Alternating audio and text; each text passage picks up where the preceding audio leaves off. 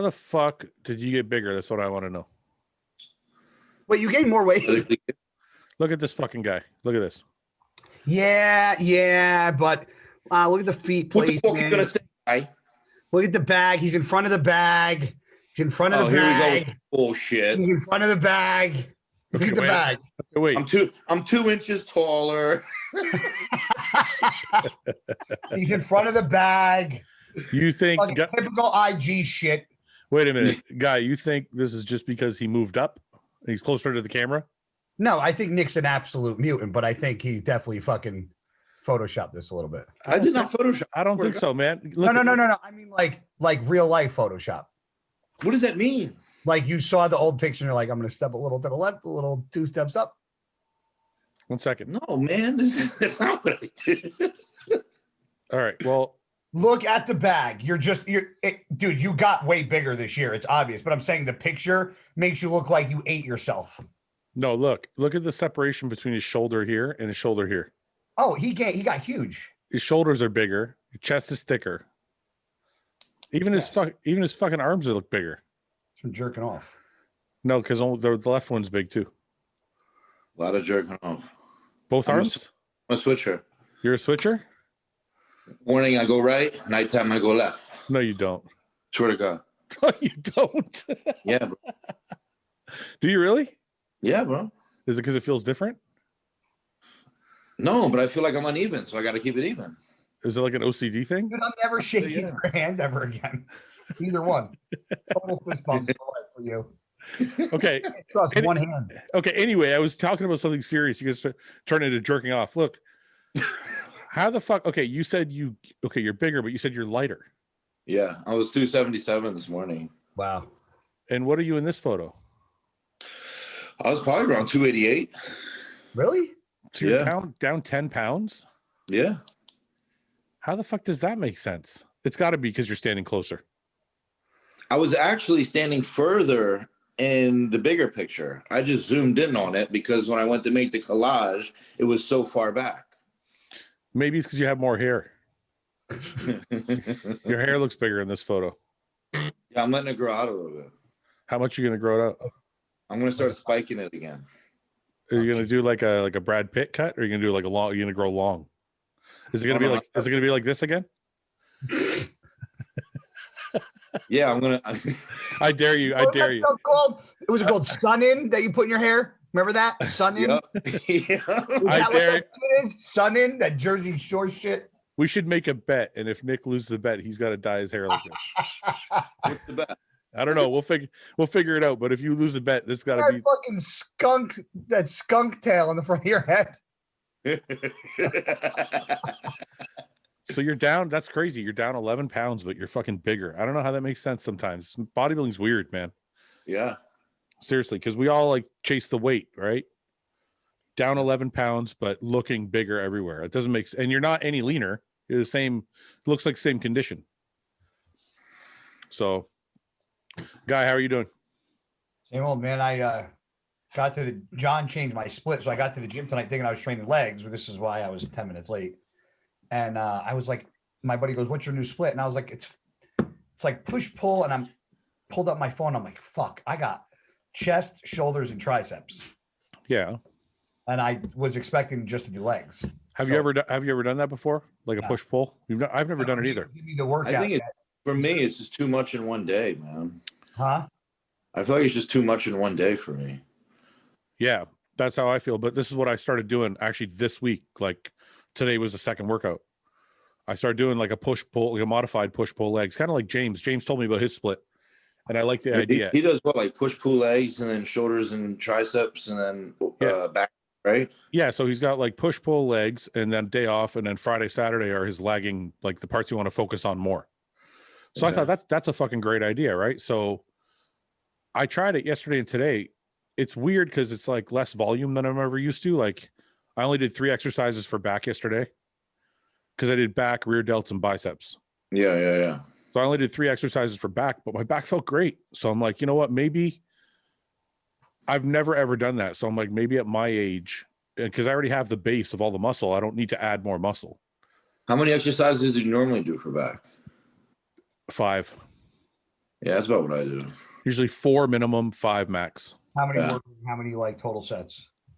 Usually Like usually 2 sets per exercise. Okay. That's not bad. Yeah. So I thought to myself though, it could be good for me, man, like doing the lower volume. I've never done it before, so maybe it'll spark more growth. He's got me doing this. That's the same thing with you, Guy. Like if you've never done it before, maybe doing less will result in more. This is what this is, though, isn't it? Yeah. That's what I'm saying. Like maybe the push-pull legs. So Monday back buys, Tuesday shoulders tries. Fuck, Wednesday's legs. I thought fucking Wednesday was off. God damn. Yeah, and then you have Thursday off, and then what? Friday back buys. Yeah. Saturday chest, shoulders, tries. Sunday off. So he's got you doing legs once a week and everything else twice a week. Yeah. I'm gonna do something I'm gonna do something similar, but my lagging body parts are my arms and my arms suck. So yeah, my arms and my hamstrings. So I'm doing like a little bit of bi on Monday, a little bit of try on Tuesday, and then I have an arm day on Friday. Today I rushed my fucking shoulder and triceps because I was fucking expecting to do legs, which I would have been done in an hour. And I got to the gym and I was like, I got to do fucking 3 body parts. But wait a minute. So he's got you doing chest, shoulders, tries, but how many exercises for each body part? He set up, he was going to give me the workout. I was going to get the updates on Thursday of this week. So I just switched my split to be on the same schedule when he sends me the workout. So what did you do then on your own? What did you do today? Today I did, I don't do the exact exercises, but how many exercises? I did incline dumbbells. Then I did incline prime, incline flies. Then I did flat. I did 4 for chest. So let me guess: 4 for chest, 3 for shoulders, 2 for bis or tries. Yeah, that's what I did that off the top of my head. I've never done this before. Yeah, that's what I noticed. I don't think you can do that when you do it like that way. Because I only did like when I did shoulders, I did front side delt today, triceps and chest. So I did 3 exercises for chest. Yep. 2 for like 1 for side, 1 for front delt. So 2 exercises for shoulders and 1 exercise for triceps. So you said I did too much. Yeah, I don't know. I mean, obviously wait to see what John says, but I think when you have 3 body parts, you can't do like that much volume. Yeah, you can't do your normal chest workout because it take like how long did it take you? Hour and a half? I was flying. Oh, so you still got done in like an hour and a half, hour 15? No, I rushed. As I was saying, I rushed my shoulders and triceps because I needed to get home for this. Okay. Rush, how long would it have taken you? For that, without rushing, Like I don't take forever, like in the gym. So I would say an hour and a half. It's not too bad. I don't like being in the gym for an hour and a half. Legs, maybe like on leg day. If it's a long one, I'm doing 4 exercises for quads, 2 for hamstrings. It could be an hour and a half, but that's okay. I don't want to. To me, legs is faster. Why? Don't you take more rest breaks when you're doing legs?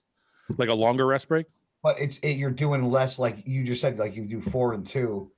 Like chest, shoulders, and triceps will take me way longer to do than fucking legs. Yeah, but that's because you're still trying to do your old chest, shoulder, and tricep workouts. You're just putting them all together. I'm saying the way I think. Look at maybe Nick. Well, I don't know the way Johnson is structured, so I don't know. Nick, have you done push-pull legs before? Yeah. Okay, so we'll ask somebody who's done it before. What do you do for how many exercises for chest, shoulders, and tries? It was normally 3, 2, and 2. Yeah. So it's you're taking 1 away from chest and you're taking 1 away from shoulders, and then you're adding 1 for triceps. Yeah. So compared to what I did. So yeah, so it would be less volume. So you wouldn't be there for an hour and a half, would you, Nick? No. I could probably get that done in like an hour and 15. Yeah. That's the most I like. Hour and 15 is the most I like to be in the gym. Yeah. Because I start to fade, man. After an hour and 15, I'm like, okay, I'm good, man. I'm either doing too much or I'm like, yeah. I've been either if I'm there for more than an hour and 15, either I've done too much or I've been taking my time too much. One or the other. So this is I don't fucking know. But I think because our age, Guy, like you're 38, I'm 42, so I'm older. But not very soon. I think because we've been training for so long, I think the scale back might be good for us. Yeah, especially if you're eating more. Yeah, I actually just increased my food this week. I mean, look at what happened when you scaled back just a little bit. The last time me and Nick told you to scale back, you got better. So imagine now you scale back a little bit more. Yeah, you might grow even more. crazy. It's I don't know. It's hard. It's hard to stop because like Man, it really is. Like I don't know. It's mental. People think bodybuilding is like we talked the stage. Like I enjoy going to the gym. So for me, the hard part is not doing what I want to do because that's what I enjoy doing. Yeah, but if you see the results, then it's more challenging to pull back. Yeah. Because I noticed like, okay, it's like this. We're programmed to do minimum 4 exercises for back. For how long? For 20 years, I've been doing 4 exercises for back, at least. Sometimes 5. So yesterday I do 3 and I'm like, I really feel like I could do more. Yeah. But I force myself. It's almost like a challenge now. I'm like, okay, let's see if I can stick to this for 6 weeks and see what happens. Without jumping the gun. Yeah. Because I've done this before where I'm like, I'm going to do less volume. And then after a week, I'm like, fuck it. And I go back to like just doing more shit. Yeah. So did you still only do like 2 working sets with 3 exercises or did you do more? No, I kept it. So I did 6 total working sets.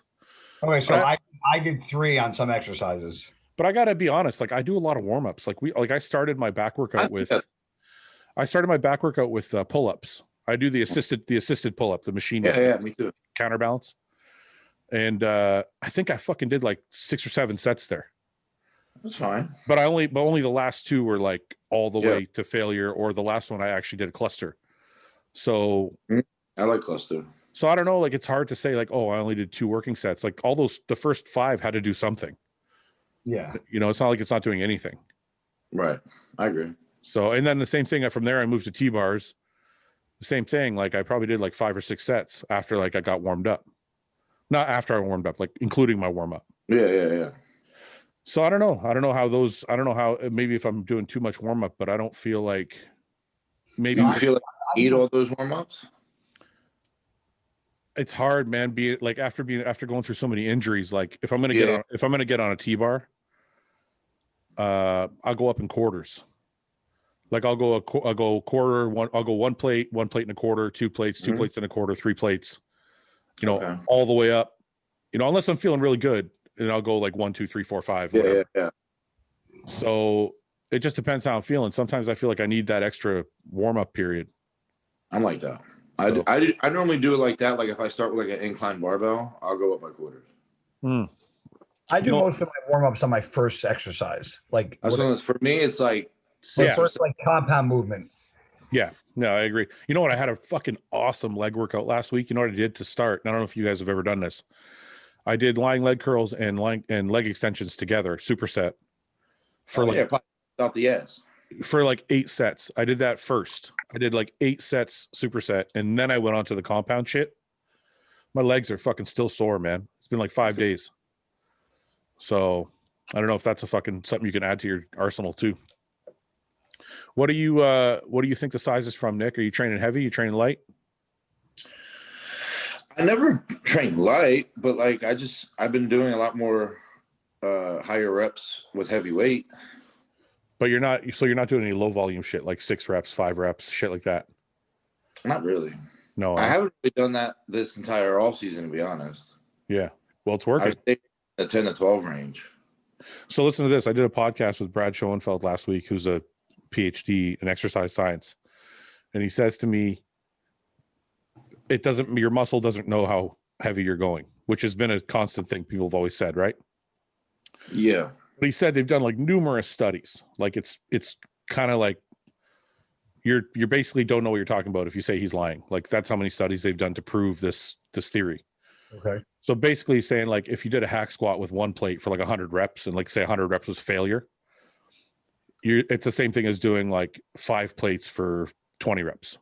I don't know if I agree with that. That's the thing, right? I'm like, how do you disagree with somebody who says there's like 8 studies to prove his fucking point? Easy. I'd be like, get under the bar on and do but and then there's 5 plate. Like that's how I would prove it. Okay, but Guy, in fairness to him, how many guys have ever done lightweight for their whole career? So we could actually prove it. No one's ever done that. No bodybuilder, no pro bodybuilder. One's going to do 100 reps. I'm not saying he's not necessarily saying 100. I'm just using an example. He's saying so he's taking individuals and what he's saying is regardless of the weight, failure is failure. right? So whether you fail at 50, whether you fail at 50 or whether you fail at 20, you get the same amount of hypertrophy. And okay, I'm like, I agree with that. Okay. Failure. Okay, fine. So if you agree with that, you agree with that, both of you. I agree that if somebody like Nick fails at 600, and like he can go 600 pounds for 20 reps, and I go 500 pounds for 20 reps. No, that's not my 500. Like if I'm putting my maximum effort into that weight. That's not what he's saying. So what is he saying? He's not comparing two different people. He's saying if Nick can do 600 for 20, right? Okay. I'll say just take me doing like 500 for 40. Yes. If you're failing, you're failing. So if you're failing at 20 or whether you're failing at 40, your muscle is still failing. Yeah, but but then if your muscle is failing sooner, then obviously the muscle has to be working harder if it's failing sooner with a heavier. Think about what you just said. If your muscle is failing, it's working just as hard. It's failing. Yeah. That's what he's saying. Failure is failure. So whether 40 reps. What's that?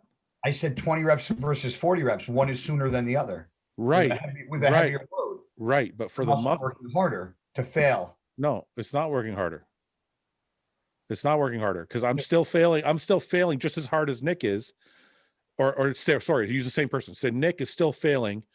Just at failure's failure. You're going to fail at 40, you're going to fail at 20. You're still taking the muscle to that point.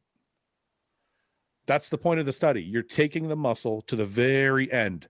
Whether the end is 20 or whether the end is 40, the muscle's been taken to the very end.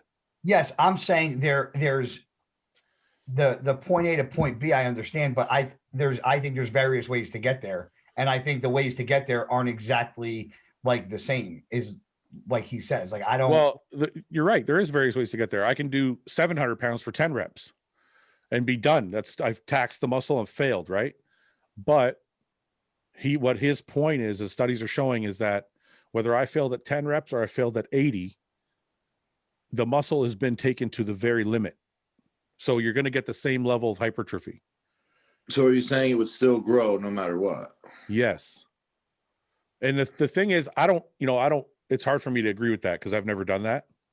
So I'm not defending it necessarily, but I'm also saying it's very meatheadish to go, you're wrong, when there's been like numerous studies done on the topic. So it's hard to dispute. I'm not saying he's wrong. I'm saying I don't believe it.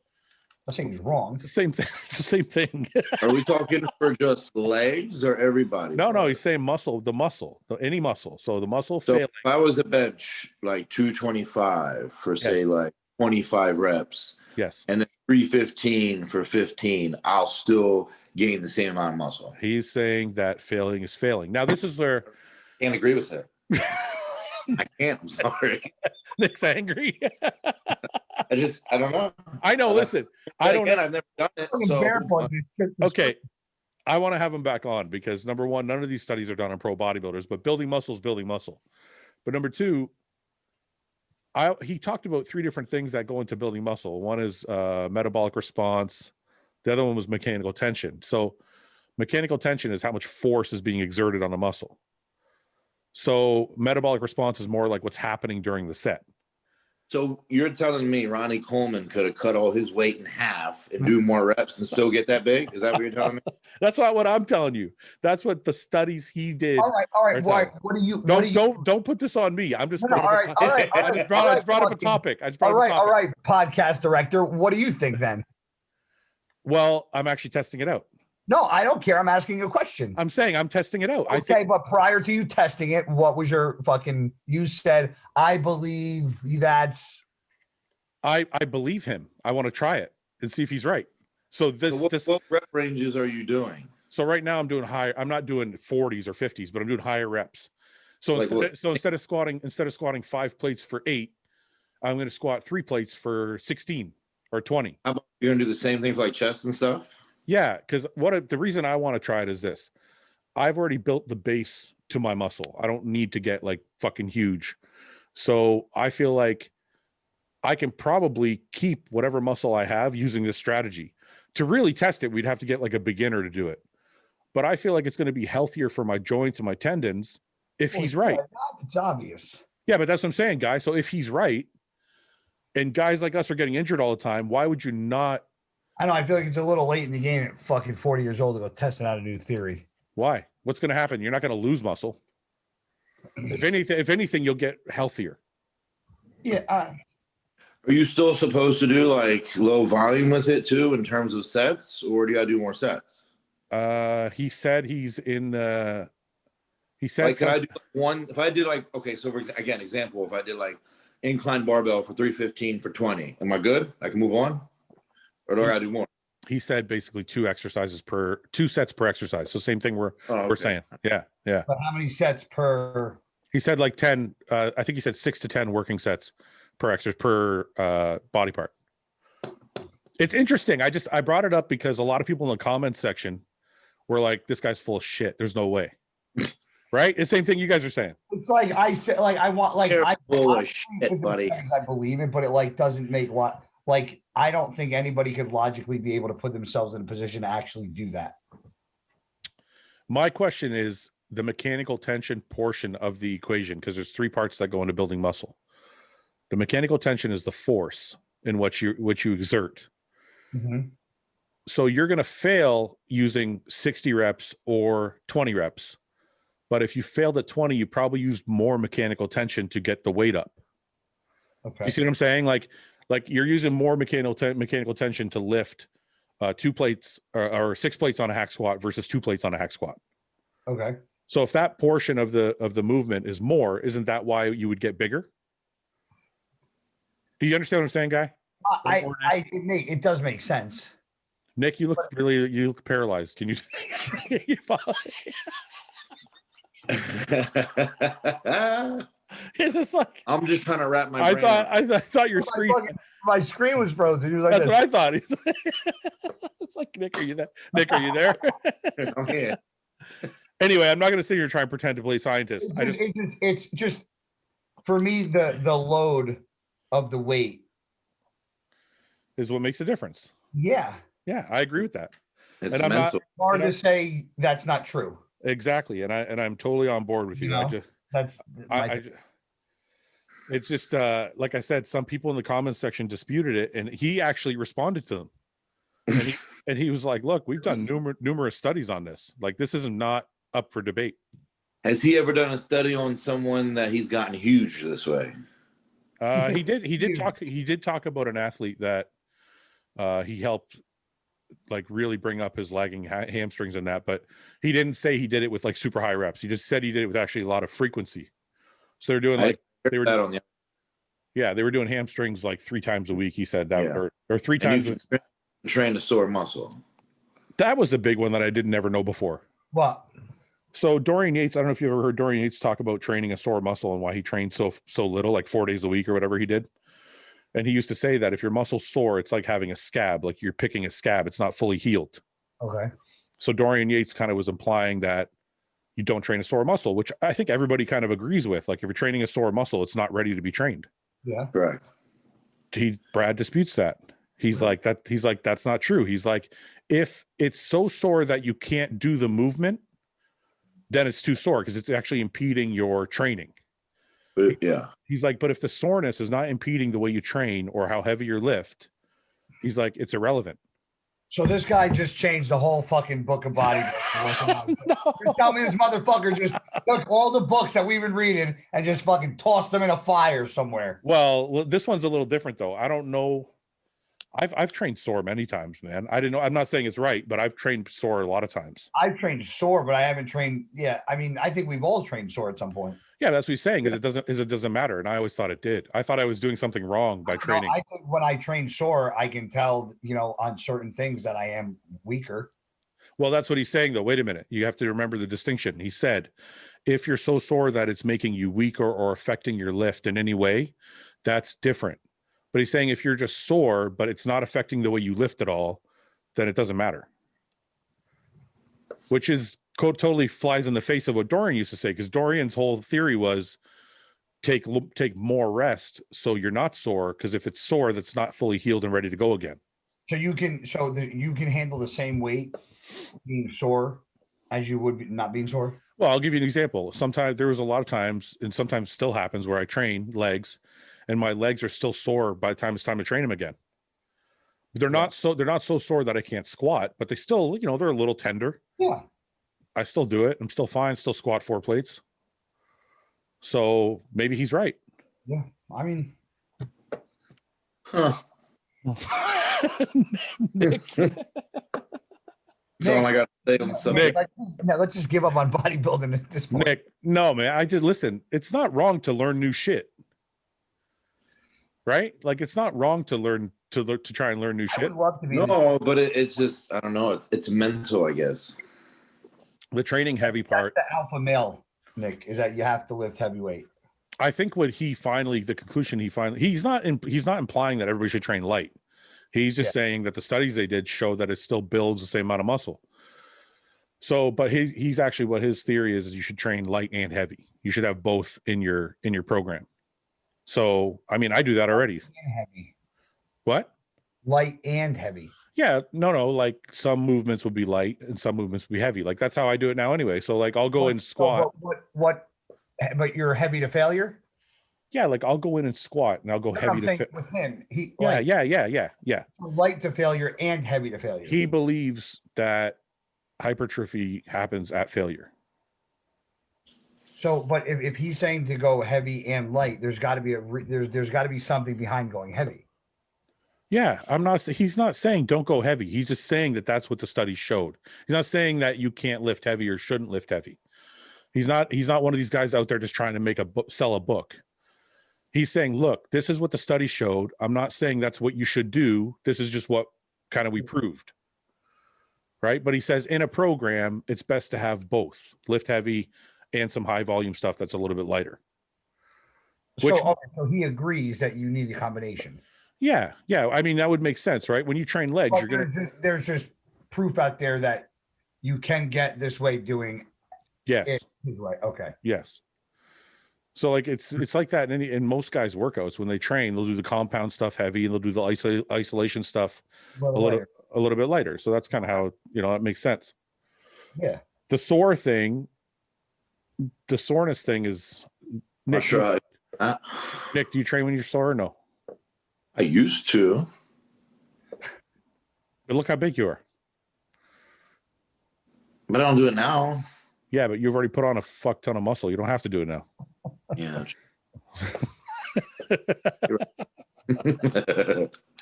I'm telling you, man, sometimes these guys like look, I used to be like that. I was like, fuck that, science is bullshit. I'm not gonna, but I don't know. Sometimes I like hearing some of this shit because you can use it to tweak your own training. Doesn't mean you have to do it fully.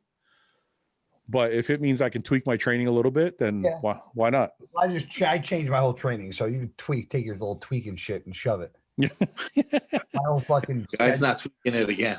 Yeah, I've changed my stuff so many times this past year. John changed my schedule twice now. I'm like, you're about to change it again. He's going to give you your actual workouts, and you're going to see there's going to be less volume. Really? It's got to be. I don't think you're going to be doing full workouts with 3 body parts. Hey, you want to hear a secret? Oh. You want to hear a secret? You know what Jay Cutler told me to do? This was his secret. He's like, you want to get big, bro? I was like, he goes, eat 2 peanut butter and jelly sandwiches a day. He's like, I used to take peanut butter and jelly and fry them in a pan, 2 a day. Oh, that's a good idea. Like, really?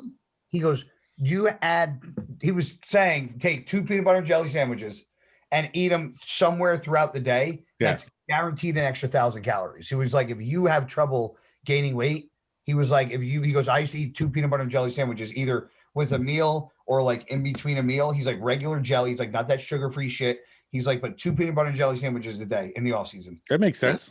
I was like, you know what's funny? Brandon Curry said the same thing. Really? Yeah, he said in Kuwait when they wanted him to have some extra calories, they give him a peanut butter sandwich. Crazy. Yeah, it's the way to go. It makes sense. A couple tablespoons of peanut butter, some bread, the sugar from the fucking jelly. I mean, he's got to be 500 calories at least. Easy. Yeah. So you slam a couple of them. He's right. You're adding 1,000 calories. I started doing that. I started increasing my food. I sent Chris and my video, and he was like, "You're way too lean." I'm like, I'm eating like shit every fucking night. Don't eat like shit. That's the problem. I eat all my meals throughout the day, and then at night I just but that's why you can't eat the shit until your meals are maxed out. Your day meals aren't big enough. What's not big enough? 8 ounces and 8 ounces of red meat, 8 ounces of potato, 8 ounces of chicken, 2 cups of rice. Looks like you got to go to 3 cups. Yeah, I was coming My thick. breakfast is 5 whole egg, 4 pieces of toast, a quarter cup of cream of rice, and like 100 grams of berries. But that's why you can't eat. Why do you all that fat in your breakfast? Bro, that's just what I do. Yeah, but maybe, hey, bro, maybe you need to do something different.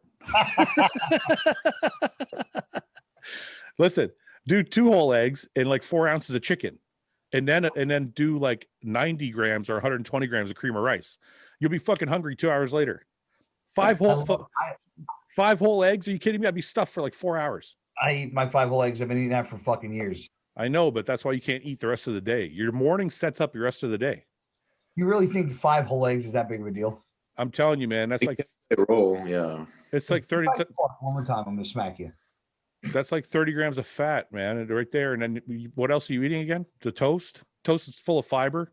So you got a bunch of fat. Toast. You got a bunch of fat. You got a bunch of fiber. What are you putting in your cream of rice? Anything? No, the Pride food.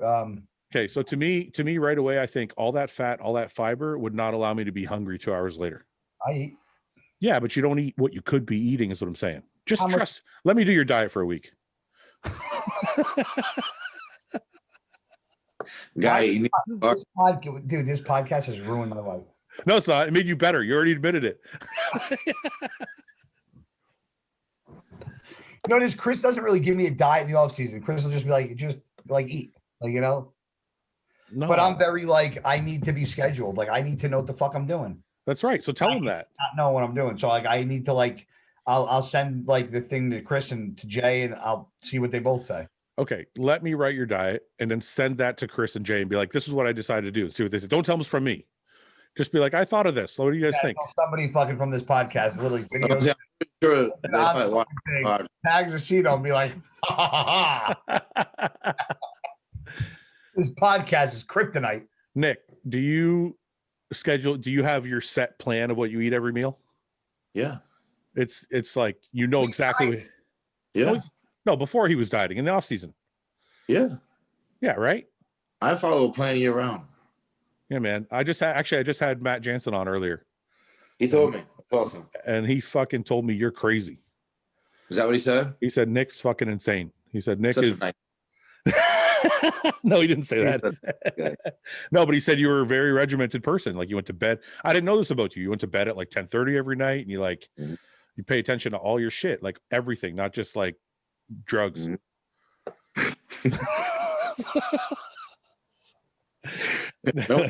So, not just the drugs. No, because that's what everybody fucking thinks. And it's funny hearing people that think that are idiots. It's funny hearing, but honestly, I didn't know this. It's funny hearing Matt talk about it. I didn't know you went to bed. Like, when someone tells me they go to bed at 10 o'clock for bodybuilding reasons, I'm like, that motherfucker's serious. Yeah. Like, when they don't have to. Because most people, like, when I get like, I'm not there yet, but when I'm like 12 weeks out, I'm up every day at the same time. I eat my meals at the same time. I go to bed at the same time.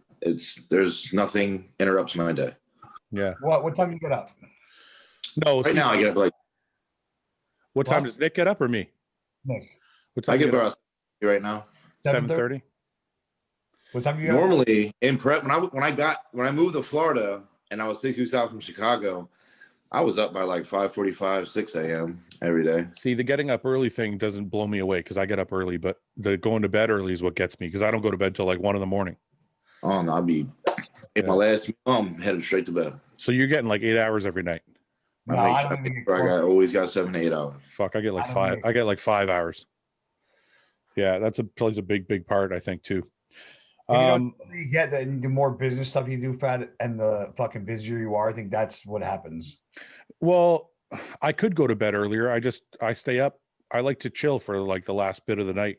You know, me and my wife will fucking, we work all day. We'll sit down, we'll fucking watch some TV for a couple hours before bed. So it's like, I don't want to go to bed early. Then I have no time to spend with her. Yeah. See, it's different. I don't have that issue here. Well, you have a girlfriend. You've already told us. But she's not here. That's a bonus. And even when she did, like even when I was in prep for North Americans, yeah, and she would spend like a couple weeks at my house, and I used to live in Jersey. I didn't give a shit. I was like, I'm going to bed. Well, it's different. When I'm in prep, I'm like that too. When I'm in prep, I haven't been in prep in so long, but when I'm in prep, I don't deviate from anything. But that's the difference, is you're doing that shit in the off season. Yeah, I'm still very. Yeah, that's what makes the big difference. So, Guy, let me do your diet. What's your second meal? Tell me what your second meal is. 8-ounce chicken, coming up rice. What's your pre-workout meal? No, wait. So 8-ounce chicken, coming half rice. Watch. If you did my breakfast, you'd probably be able to eat 6 ounces of chicken and you eat like 3 cups of rice. And you could put a tablespoon olive oil on that shit. Nah, dude, get almond butter on the rice. Yeah, you could do that too. The olive oil, mac oil just will go through you though. It won't hold you up at all. I use mac oil. I like mac oil. Yeah. But you got to get all the fat and fiber out of your breakfast. I like my toast, bro. No, man. No toast. No toast. Save the toast. Save the toast for the peanut butter sandwiches. Just trust me. Just trust me. My life's changing too much at 38. I don't like this. He said, all right, let's do some questions. What do you think separates Iain from the top 5? Size was insane and incredible condition. What do we think? Why do we think Iain's not in the top 5?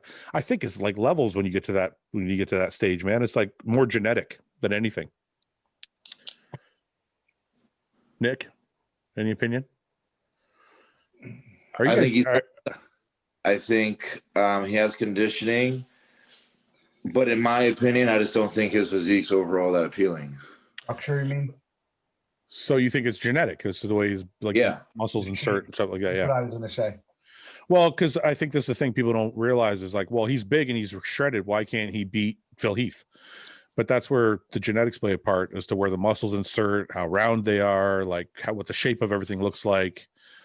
So I think at the very, very top, when you get to the top 5 people in bodybuilding, you're talking about the best of the best genetics. Yeah, you're talking about you're talking about small percentage points of genetic differences. Yeah, it's not about. I always say this to people when I competed at the Olympia in 2008. I saw Phil Heath for the first time in person. He was the only guy on stage because I was in the last call out, so I got a good view of everything. So I see, I'm looking at the first call out and I'm like, I was blown away at his shape. I was like, that's literally the only guy in the lineup that no matter how big I got, it would not matter. I couldn't beat him. You could just see it because of his shape, and that's genetic. So I think that's what Iain has to contend with if he wants to break into the top 5. Yeah, I agree. How much weight can Sean Clarida realistically put on without blowing out his frame? He has roughly 30 pounds before he hits the weight cap. So he was one limit for my friend. Sorry? I think the sky's the limit for him. Yeah, I think Matt told me he was 177 on stage. Mm-hmm. So he's got 20, 30, 34 pounds to go, 33 pounds to go, 35 pounds to go. I don't think the funny thing is, I don't think he needs to put on a lot more size. Like he already looked thick as everybody else. He was a thick boy. Like it's not like anybody, I don't think anybody outsized him. Maybe in stature, yes, but not in muscularity. Height-wise, but muscle-wise, no way, man. Yeah, so I don't know how much bigger Sean has to get, really. So anybody else? Any opinions? Are you guys dead tonight? I think he could probably put on another like 5-6 solid pounds this year. Is there a limit to where his body starts to go backwards? I don't know, because every year he just keeps getting better and he puts on significant amount of muscle every year. So, Guy, what do you think? Guy, are you there? Or are you frozen? I think Guy's frozen. Hello, Guy. Guy, are you gone? Like, what the fuck, dude? Guy. Yeah, okay, well, let's carry on. He'll jump back on. He'll come back. There he is. Hey, what happened, bro? What the hell's going on with this fucking thing? You need to get your internet checked. Piece of shit. What level, being the 212 guy, what level, how far can Sean Clarida go before he's maxed out? Weight wise, how much more weight can he gain? I mean, he's the champ at the weight he's at. So I mean, maybe throw on maybe another 5 pounds, you know. But is there a limit? Like if he gets to 190, is he going to be too much? Like is he going to look bad? I mean, I don't know. It's hard to tell. Yeah. You know, he's got a small frame. You don't want to blow it out. You know what I'm saying? Because he's got a, you know, so he looks fucking crazy at 177. And fuck, he looks like he's 200 pounds. Insane. That's what I thought. What the scale says. I said that to Matt. I said, what was he, 195? And he's like, no, 177. I'm like, what the fuck? Yeah. It's crazy. In the past 12 months, what's the most valuable thing you've bought under $100? That's interesting. I need a minute. I need a minute. Wow. What's the most valuable thing you bought under $100? Guy? Oh, I bought ready for this. I was talking to a lady at the pet store out of the blue. She was buying a toy. I made a comment about it because I have it for my dogs. And we were bullshitting for a while. She's a very sweet lady. It was right for Christmas. And I bought I was in behind her in line and she was going to pay for it. She was stumbling looking for like credit card. So I was like, I got it. So I paid and she was like, no. I said, I got it. Don't worry about it. I said, Merry Christmas. And I bought it. And then we talked afterwards and she started telling me that her son had just passed away. Oh, he was like a little younger than me. And so she was asking me about like, she's like, I think my other son knows you. She's like, are you from the gym? She's like, you used to have a beard. So I was like, yeah. So I showed her a picture of me with my beard and she started like almost crying. She's like, my son had a beard just like yours. I was like, oh, dude. And then her daughter and her son messaged me on Instagram. So I was like, that toy was like $20. I was like, best $20 spent. Yeah, that's a good one. Holy shit. Yeah. I can't beat that. No. At me, bro. Damn. That's a good one, guy. I think you win. Yeah, I think I'll pass. Man. Nick's gonna pass. He's like nothing. I mean, it really is. You know, I'm not gonna beat that. Nick's like Chick-fil-A at a special. Yeah, fuck it. I can't honestly think of the fucking best thing. Mine sucks compared to yours. I don't even want to say it now. I was like, does shipping count? No. Let's say under 100, even excluding taxes and shipping. Okay, well, I got my mom a framed picture of me and her from North Americans hugging and shit. Oh, that's pretty good, guy. I don't know. Doesn't beat me. No, I don't think it beat, but it's sentimental though. The fact that she cried is what makes you win. Yeah. I bet your Nick's mom cried. She cried like a little baby. Oh, wait a minute. Now we're going back. I don't know now. Yeah, Nick, I went to bat for you, and I could have just kept my mouth shut. You were too to even see what's going on. Mine sucks. I was gonna be like, I got some Lululemon underwear. What the fuck? That's your most meaningful? They're fucking so comfortable. That's all I got. Are they really? Oh my god, dude. Oh wait, the ones that I have Under Armour and Pair of Thieves are the two. Under Armour. Listen, Under Armour suck because they get a funk in them and you can't get it out. Yeah, they do. Right? They do. So I threw They do. I thought that. You thought your balls stunk. No, it's the underwear. It's crazy. It's the rubber material. Whatever material it is, right? So it's the rubber, and yeah. I threw away all my underwear, all my Under Armour underwear, a long time ago. So anyway, the Lululemons, holy fuck! It's like you're not even wearing underwear. They're so comfortable. Yeah, but are they like tighty whities or are they like boxer briefs? No, boxer briefs. Oh, because I don't rock that tighty whitey shit. No, I don't either. Boxer briefs. They're so fucking comfortable, man. It better be what, $100 a pair? I think it was like $100 for like 2. Yeah, there better be somebody in there jiggling my balls too. But it's worth it. I'm telling you, it's worth it to have your nuts fucking comfortable like that. Really? I think so. You think they'll fit me? Yeah, man. They're stretchy. What, your little fucking... You got a goddamn deflated balloon with 2 Skittles in it. You're complaining about the fit you? Talking about my legs, asshole. He's talking about his legs. Talking about my legs, asshole. Oh fuck, my camera's gone now. Okay, so let me oh no, there it is. Okay, yeah. So my under $100 sucks as far as sentimental value goes, but Now you're going to cost me $100 because you know I'm going to do tomorrow. But you're going to go buy some because I'm telling you, I don't even like wearing any of my other underwear anymore. So now you just rotate 2 pairs. Yes, I just the same one. I just wash it every day in the sink and I put it on the next day. No, no, man. Because I got like I got a couple pairs a long way back, and then my wife was like, she realized how much I like them, so she bought me a bunch for Christmas. So anyway, size? What's that? Which size? Large, extra large? I think they're extra large. I got a fat ass. Yeah. Yeah, you probably need a large. You're little. I'll smack. I was going to say, Nick, he could probably get away with a large, right? Okay. My Under Armour ones were XL. How's that? I don't believe it. Prove it. Go get one. It's not so small now, Fouad. Huh? Nick, go get one. One of my underwears? I want to see the extra large symbol. I want to see the whole XL. It's going to be XL. Watch. Mine's probably a 2XL. I think I'm wearing one right now. I should check. Is he really going to go get one?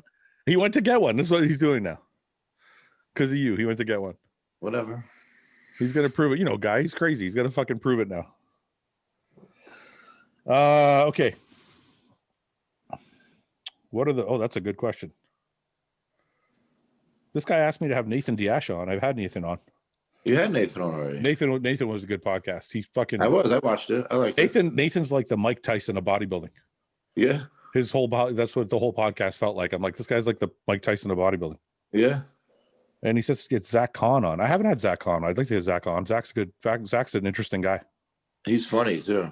Yeah, he is. All right, let's go. We'll just start with guy. Who cares? He's got to get his XL underwear. Why is he so crazy? Why has he got to prove? Like, well, I don't care if they're XL. I was just. I don't give a shit. He's like, I'm not small. Look, they're XL. Look, XL. Oh, he's easy to fuck with. I thought I was easy to fuck with. He's easier than me. Oh no, he's the easiest. Yeah, he gets riled up real quick. What are the most challenging physical and mental aspects of bodybuilding? What's the most physically challenged thing for you in bodybuilding? Like physical, like what? Like training? Anything could be like eating, training, sleeping. Could be your joints. Could be your, something hurts all the time. Whatever the most physical, the worst physical part of bodybuilding. I really don't know for me. What's the thing you like the least about bodybuilding physically?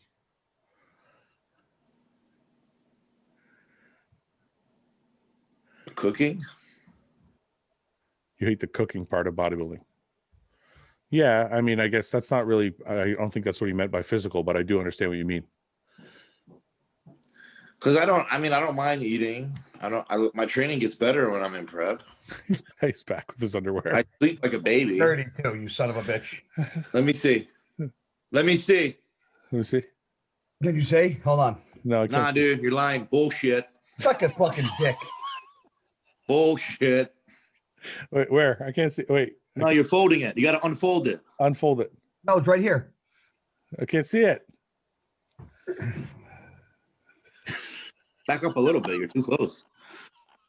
Hold on. Wait. Like it's XL. It's XL. It looks like it.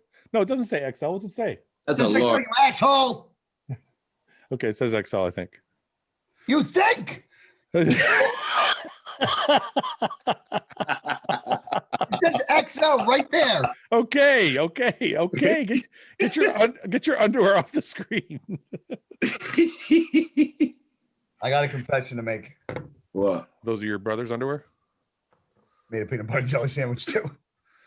That's why you were fucking gone so long. What the fuck? I'm like, how come it's taking so long to get underwear? All right. And before you start eating your peanut butter sandwich, answer this. What's the most challenging physical and mental aspect of bodybuilding? Just start with physical.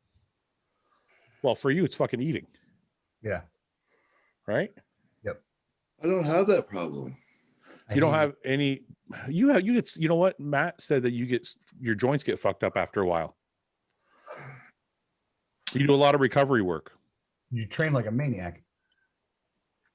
Yeah, but I can still train though. Like they don't affect me. I know, but is it something you wish you didn't have? Like, don't you wish your joints were like perfect? Well, yeah. You train like they are because you train very controlled. I'm surprised you even have joint problems. Well, it's probably just because I always like train heavy all the time. Yeah, but you can get joint problems without training like poorly. It's wear and tear. Yeah. What about the mental aspect? What is the mental aspect of bodybuilding you don't like? For me, I never think I look good enough. That's all of us, I think. Like I could be shredded to the fucking bone, and I'm like, I look like shit. What about after? Do you ever look back like 4 months later at a show you did and you're like, oh, I look pretty good? Yeah. Yeah, but in the moment, you don't ever look like you feel like you look good enough. Never happy in the moment. Never. Sometimes I won't look at myself. Yeah. You know when I realize I look good when I win a show, I'm like, I guess I look good. Yeah. Yeah. You know what?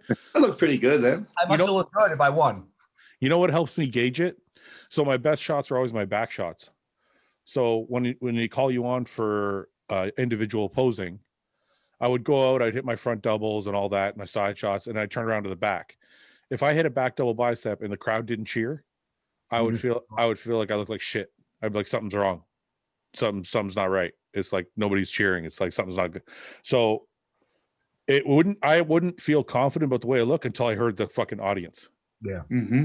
And during prep, I've never been to a show where nobody cheered. Yeah. Yeah. You know what shows like that once? The Dallas Europa one time, not both times, but one time it was like that because I think everybody was there for the cars and shit. Yeah. Like nobody was there for the bodybuilding. I don't remember if it was 14 or I don't remember what year it was, but no, 14, they were pretty good. I don't remember what year it was, but I remember that because I talked to somebody after. I'm like, why is the crowd so dead? And they're like, most of these people are here for the cars because they would have a car show in the auditorium and the bodybuilding show at the same place. Okay. So all the people would kind of like look at the car shit and then they'd wander over and look at the bodybuilding show, but like they weren't really bodybuilding fans.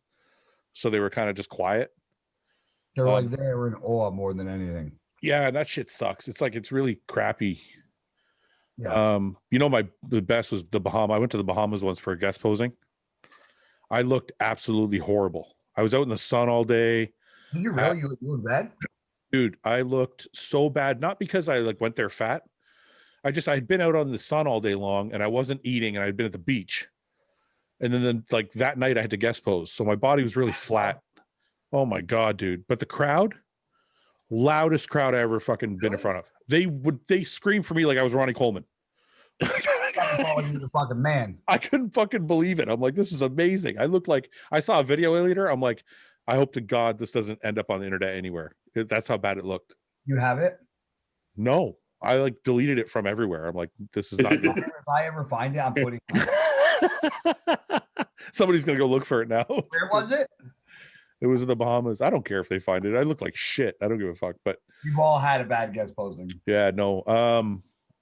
But no, I know what you're saying about the like during prep, Nick, because I used to stress myself out because I'd look at myself like 3-4 times a day. Yeah. And I got to a point where I realized, okay, I'm gonna check my weight in the morning. I'm gonna do my morning photos after cardio, and I'm not gonna look at myself again. Really? And that's how I got through all my prep, my last like few years as a bodybuilder. Because the only time I look at myself at night is if Chris needs pictures. Yeah. Chris needs pictures at night. Well, yeah, that's what I was gonna say. Like when I was here prepping for Chicago, the only time I really looked at myself was when I was together. Yeah. That was it. Yeah, because you stress yourself out, man. You're like, you wake up in the morning and you're kind of flat, but you're dry as fuck. And then you eat a meal, and after training, you're really good because you're really fucking full. You look awesome, and you're dry because you've been sweating. And then later at night, you're all kind of puffy because you've been drinking water all fucking day long and shit. You fuck with yourself, man. When I was younger, like an amateur, I would step on the scale 1,000,000 fucking times a day. Yeah. I had to make a weight when I was an amateur getting ready for the show. I would be on the scale every fucking goddamn hour. Really, eh? Once a day for me. Now I don't give a fuck. What's that, Nick? I check my weight every morning. Yeah, that's every morning, but I was on it like throughout the day. Yeah, that was excessive. Yeah. Yeah, not anymore. I don't care. So that was your hardest mental aspect of bodybuilding, Nick? Is looking at yourself? For me, yeah. What about you, Guy? Eating. Oh yeah, eating was no, that's physical. What about mental? Oh, mental. I think mine's the same as Nick's. I would say slowing down for me. Well, like training? You mean training, like training with less intensity? Man, that's really hard for me. Yeah. Yeah. You know, I don't like changing my shit up, as you guys noticed. I always train the same right up to a show, though. Yeah, but you're an outlier. Most guys can't do. There's some guys I see lift heavy all the way to the show. Most guys scale it back a bit. Well, like I know, like the final week before a show, I'll do this my normal same weight, but I might like leave a rep or two in the tank. Yeah. And but I still go heavy. Yeah, but most guys scale back the weight a bit. Even when I was healthy, I still would I would usually scale back a bit. I wouldn't go full bore all the way into a show. For me, I think the mental thing is probably anxiety at shows, with fans, after shows, before shows. You know, the worst part of bodybuilding is this: the only time fans get to meet you is before a show or after a show, which are the two worst stage you're in. Which for me is like the worst period of time you could possibly want to meet me, because my anxiety is like the highest point. So that's probably the biggest thing I wish I could change. And I was always so hard on myself that I would get I would self-sabotage before shows and shit. Yeah. I wish I could have been more stoic, for the lack of a better word. Yeah. More like, people panic, right? In big moments and pressure gets to them. I wish I could have been more even keel throughout. I'm usually pretty chill. Yeah, you seem like you're on your shit. You don't seem like you go up and down at all. Yeah. No, because the reality, because I always think to myself, the reality situation is I could look my best, but the judges are going to tell me where I play. So. Yeah, it's weird. Listen, it's obvious when you say it. You can easily say, "Well, it's out of my control. I'm just going to do my best." But when you're in the moment, though, it's. Yeah, that's the thing. That's the reality. That's the truth.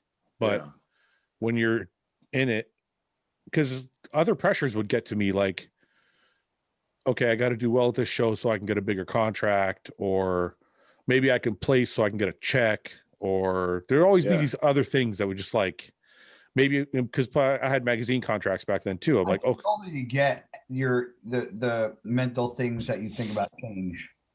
Because now I think about are these guys that I used to be gonna beat me at this show, or am I gonna, it's almost like my career gonna start fading in front of me? That's what I think now. I hear you. The guys that I used to beat all the time, that they start beating me, are they gonna start beating me at this show? Yeah, but you're right. Maybe that's why. But maybe that's also why Nick is not.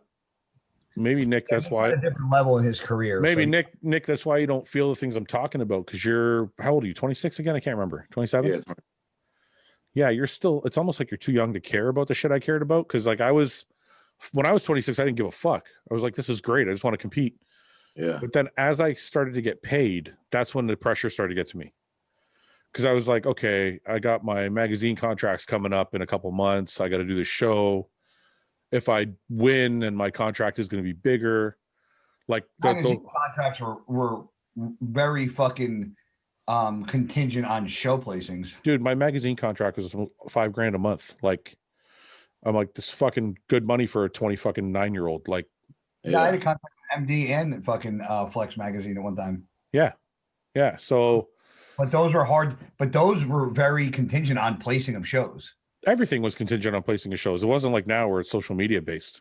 No, but I'm saying back then, with especially the magazine contract, more so than the. Don't you think supplement contracts were like that too? Yeah, but back then, the magazines were a lot more strict with how you did at shows. Yeah, they were. Yeah. Yeah. Yeah, because I remember, I'll give you a perfect example. MD had me signed, and I think they were going to offer me I know they were going to offer me a set amount of money. And then I think I took second at Tampa Bay in 2009 to Dennis James, and the number dropped $1,500. So shit like that would sit in my head. I'm like, I got to beat this guy. I got to beat that guy. I got to place here. I got to place there, so I can increase my stock, increase my pay, get ahead in life, blah, blah, blah. So those were always the pressures that it got to me. That's a lot of pressure. Yeah, I don't know. Some people deal with it no problem. Some people don't give a shit. I don't know. Yeah. So everyone's different, I guess. Would you guys ever all get together and do a 20,000 calorie challenge day? 100%. Guy's not going to do it. I do it. Smoke you, Fouad. What'd you say? I'll smoke you. How much you want to bet? You can't even finish a Five Guy burger. Nick, shut up. Do you see my fucking cheat meal at night? Have you been watching? That's gross. That was gross, by the way. Okay, so now you want to, and how many calories do you think that was? It's like fucking, I don't know, 800 calories. You're such a fucking loser. You had 2 slices of fucking pizza, man. I eat a large pizza for fun. No, two slices. Dude, the week before I had a whole pie, 2 pints of Ben and Jerry's, 2 My Cookie Dealer cookies, and something else. Okay, we don't need to shit talk. Do you want to do it or not? I'll take the bet like that. Yes. You have to fucking. Wait, how are we gonna do it though? We got to record it. Full recording, no editing. Just fucking full record. Wait, so are you gonna come here? No, you're gonna do it at your fucking house. I'm gonna do it at my house, and Nick's gonna do it at his house, and we're gonna record the whole thing. So whoever gets the least amount of calories loses, and we have to figure out what that person's got to do. Wait, the least amount? What happens if we hit 20,000? Well, whoever gets the most, like, well, I guess if we all hit 20, it's a wash. Let's say that. Do we have to eat specific things? No, you eat whatever the fuck you want. So you're just gonna eat McDonald's all day? You fucking disgusting. You're gonna just get like 20 burgers and just bury us. That's well, I don't know, maybe. Are you gonna pay for my hospital bill? Listen, you just listen. All I know is you spouted off right away. You're like, I'd kill you. So now you set the challenge. So now you have to take it. I'll challenge anybody to do anything, even if I know I'll lose. I don't think you'll get to 15,000 calories. Dude, wait, hold on. Wait, can we do something? How many calories are in those My Cookie Dealer cookies? I don't know. 1,000 calories each. A little more. Yeah. So a full pizza, I could do that. A couple burgers. Nick doesn't think you. Nick said I could. When? Nick said you can't get to 10,000. Nick, you're the one who keeps saying you can't eat. Yeah, but I think if I was challenged, because I'm not eating fucking grilled chicken and rice. If I had to eat 20,000 calories of grilled chicken and rice, I'd be like, I'm not even fucking throwing my hand up in the air. Do you know how hard it is to eat 20,000 calories? No, but I'll try it. I tried it. I got to 17 something, and it's a fucking. Huh? Well, you fucked yourself eating that big ass bowl of pasta. I know. I ate a massive bowl of fucking ground beef and pasta. It was like why would you do that? Because I love the meal, so I thought I could eat a lot of pasta. Why not? But I didn't realize after when I was 5 hours. I was reassessing my day. I'm like, I shouldn't have eaten anything at home because restaurant food is always way more calories. Yeah. So I ate like this. I made a bag of pasta and a pound of ground beef with like a cup of olive oil and like 4 cups of pasta sauce, and it just buried me. I was fucked. And that kind of set the tone for the rest of the day. I only got to 17. Well, like I'm gonna want to know what you're eating because like I might want to eat the same thing. I don't care. You can eat the same thing. I'm gonna eat I'm gonna eat 100 Big Macs. Oh, really? 100? No, not 100. Are you kidding? I can't, dude. I didn't get to 20. I got so what did you eat that day? Oh man, it was a bunch of shit. You can watch the muscle and strength video. It's fucking. It's actually a pretty good video. I watched it. I laughed. That after he ate all the big pasta, you just see my man lounging around on a couch and shit. Oh, dude, it was so bad. Wait, didn't Juan do it? Juan did it, yeah. Juan did it. Like I think but wait a minute. Juan cheated, in my opinion. Why? Because Juan started the night before, and I don't think that counts. Did he go back to sleep? He went back to sleep. He remember if you watch Juan's video, he eats like a whole box of cereal and like whatever ice cream and all this shit, and then he goes to bed, and he wakes up and then adds that last meal to the next day. And I'm like, you can't. That's not what I did. I started like wait, but how many total calories did he get? I think he did 20 something. So if he took that meal out, would he have hit it? He did over 20. I know that. I think if you took that meal he ate before bed, that's probably 3,000 calories. So we're about the same. I don't think it counts. I think your day starts when you wake up. No, I think if you go to sleep, like Yeah, I would just You're- eat peanut butter and jelly all day. you'll lose for sure. All day. You'll definitely lose. smoked. The peanut butter will kill you. You will definitely lose. All right, we'll figure it out. Okay, Nick, could you do 20? You think? I could, yeah. Wait, can we start small? Can we start at like 10, challenge one, and then Dude, 20? I do 10 for like my regular cheat meals. All right, we'll do 20, you fucking loser. I'm just saying, like 10 is not hard. That's because you go to the worst place in America to eat food. Listen, if you get pizza, wings, and a dessert, that's the 5,000 calories. I'm just gonna sit at the Cheesecake Factory all day. Yeah, that's a good one. That's a good idea. But we're in COVID, so you can't. So you're gonna have to order in. I'm not in COVID. Oh, that's right. You're in Florida. They're smart. Wait, we can eat here. What's that? We can eat here. Can you? Yeah. In New Jersey? Yeah. 25% of shit. You can go to restaurants and sit in. Yeah, 25% capacity, I think. Dude, we're on Yeah, I think it's we're on 100% lockdown here. Like we're not allowed to leave. Where? I'm in Windsor, in Canada. In Are you Ontario. allowed- We're at 100% lockdown. You're not supposed to even leave your house. They don't enforce the whole leaving the house thing, but they don't even want you to leave your house unless it's to like. So wait, are you going to the gym? Yeah, I got a private facility I go to, but that's they say you can go to work, or you can go to the grocery store, or you can go to the doctor's. And I'm like, well, my work is essential, so I got to go to the gym. It's how I get paid, True. right? Fucking True. So, but the cops apparently aren't enforcing it anyway. They're like, the chief of police has come out and said, like, don't give people tickets, don't enforce it. But I don't know. It's fucked up, man. It's ridiculous, in my opinion. Yeah, I don't know. I don't want to give an opinion either way because people get really bent. I know. If you say you don't agree with it or you do agree with it, other people get bent. So I'm like, whatever. As long as I can go to the gym, I don't really give a shit, to be honest with you. I feel really bad for all the people that can't go train. Yeah. Because like that fucking really sucks, man. Yeah. Like I can't imagine now. We've been locked down here for almost 2 weeks. And then this is after an original behind it. What's that? Why? You're trying to get people not to mingle anywhere, right? You're trying to get people to stay home so you can fucking control the breakouts. Still? Yeah. Apparently, because this is what happened. There was a lockdown here. Then they opened everything. And then the breakout, like the illnesses or whatever you want to call it, started going back up. The cases of people contracting COVID went back up. So once it went back up, they fucking locked down the province again, which I think is probably overkill. Are people, like, getting it? Are they? It seems like now that like there have been like record cases in New Jersey, but like nobody's even talking about it because it's just like the goddamn flu now. Well, I don't know the facts, so I don't want to pretend I do. But from what I've heard here and there, the cases are going way up, but the deaths aren't. Yeah. Except for like if you're over 65 or over 75 is obviously way worse. Yeah. But I think that's what people are scared of is if me and you go out and get it and we're asymptomatic or we don't die, but what if I go to my mom's house and give her a kiss? I agree. Yeah. And then she gets it. So that's what they're trying to avoid, right? Is people not going around to see other people. Killing fucking the economy and everything around you doing that. Yeah, that's the part I don't agree with is like I got friends that own gyms that are like they're like, I can't afford this shit. They're paying a big nut every month for like lease and yeah. And like, I got to pay this fucking lease. I got to pay this thing. And I got no fucking business coming in. It's all coming out of their savings.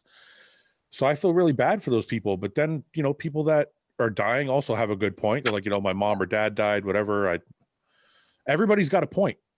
Everybody's got a point, right? People who own businesses are like, I just want to run my fucking business. The people that are at risk, stay the fuck home and lock your doors. Yeah. Yeah. Yeah. I don't know if it's that easy, but it's tough, man. It's a tough situation for everybody. No. Worst daily chore in bodybuilding. Daily chore. You already said it, Nick. Cooking. Oh yeah, cooking sucks. Nah, eating. You just said you could do 20,000 calories. You're like, eating sucks. Guy, you can't do 20,000, bro. You're complaining about eating bodybuilding food. What are you shaking your fucking head at? Going back to that cheat meal, that pasta looked gross. What? The pasta you showed, it just didn't have any sauce or anything. It looked so dry. It wasn't that kind of pasta, you nitwit. What kind of pasta was it? It Dry was, pasta? No, it was there was like chopped diced tomatoes, sun-dried tomato. It wasn't pasta made with sauce. Yeah, but I saw you're like there's it had sausage in it. It's an Italian dish, but it's not like a pot. So you're not Italian, so shut up. Nick, you're Italian. Did that pasta look gross or not? Not all pasta. It looked good. It looked good to you? It did. Listen, I'm not Italian, but I go to Italian restaurants. I've never seen pasta like that. That's not pasta and sauce. That's why. That's not like you would. Or that's not like a dish like you're thinking Italian. It just didn't seem very well. It didn't seem very well thought out. It was pasta, but it had like sausage and chicken and shrimp and this and that. And I'm like, you just put everything in the fucking pasta and mix it up? Take it over my mom. I didn't fucking make it. I'm gonna get my mom on this podcast so she rips you in the ass. First of all, I will say this: it was the leftovers, so I did just take it and throw it in the pan. See, that's right. That's what I thought. That's what I thought. When you say max 300 milligrams of caffeine to not fuck up my pump and stuff, in what time span do you mean it? In a day? Nope. I think they mean it one shot. So it's not 300 milligrams; it's 375 milligrams. So what the studies have shown that anything over 375 milligrams of caffeine in a dose will constrict your cells, blood cells. Really? So it actually will affect your pump if your stims are too high. Well, they used to say caffeine in general is a vasoconstrictor, so. But only at a certain amount. So 370, it's actually helpful for a pump under a certain amount, but once you get too high. Yeah, because it's going to give you the energy, which is going to give you more blood flow. But this is what I think people should realize too, is it's not just caffeine, because a lot of these companies, what they'll do is they'll put 200 milligrams of caffeine, but then they'll put a whole bunch of other stims in the product. Right. So you might have like 500 milligrams of stims in a product, and you might read it and go, oh, there's only 200 milligrams of caffeine. I think this is going to be okay. But it's not. It's actually, if there's 500 milligrams of stim, you're going to affect your pump. Agreed. So be careful with super high stim products. If I was going to advise anybody, I would say super high stim products are not bad, but I think they should be used like for days where you really need it. Do you guys agree with that? Agreed. Do you use high stim stuff, Nick? A lot? No. What about you, Guy?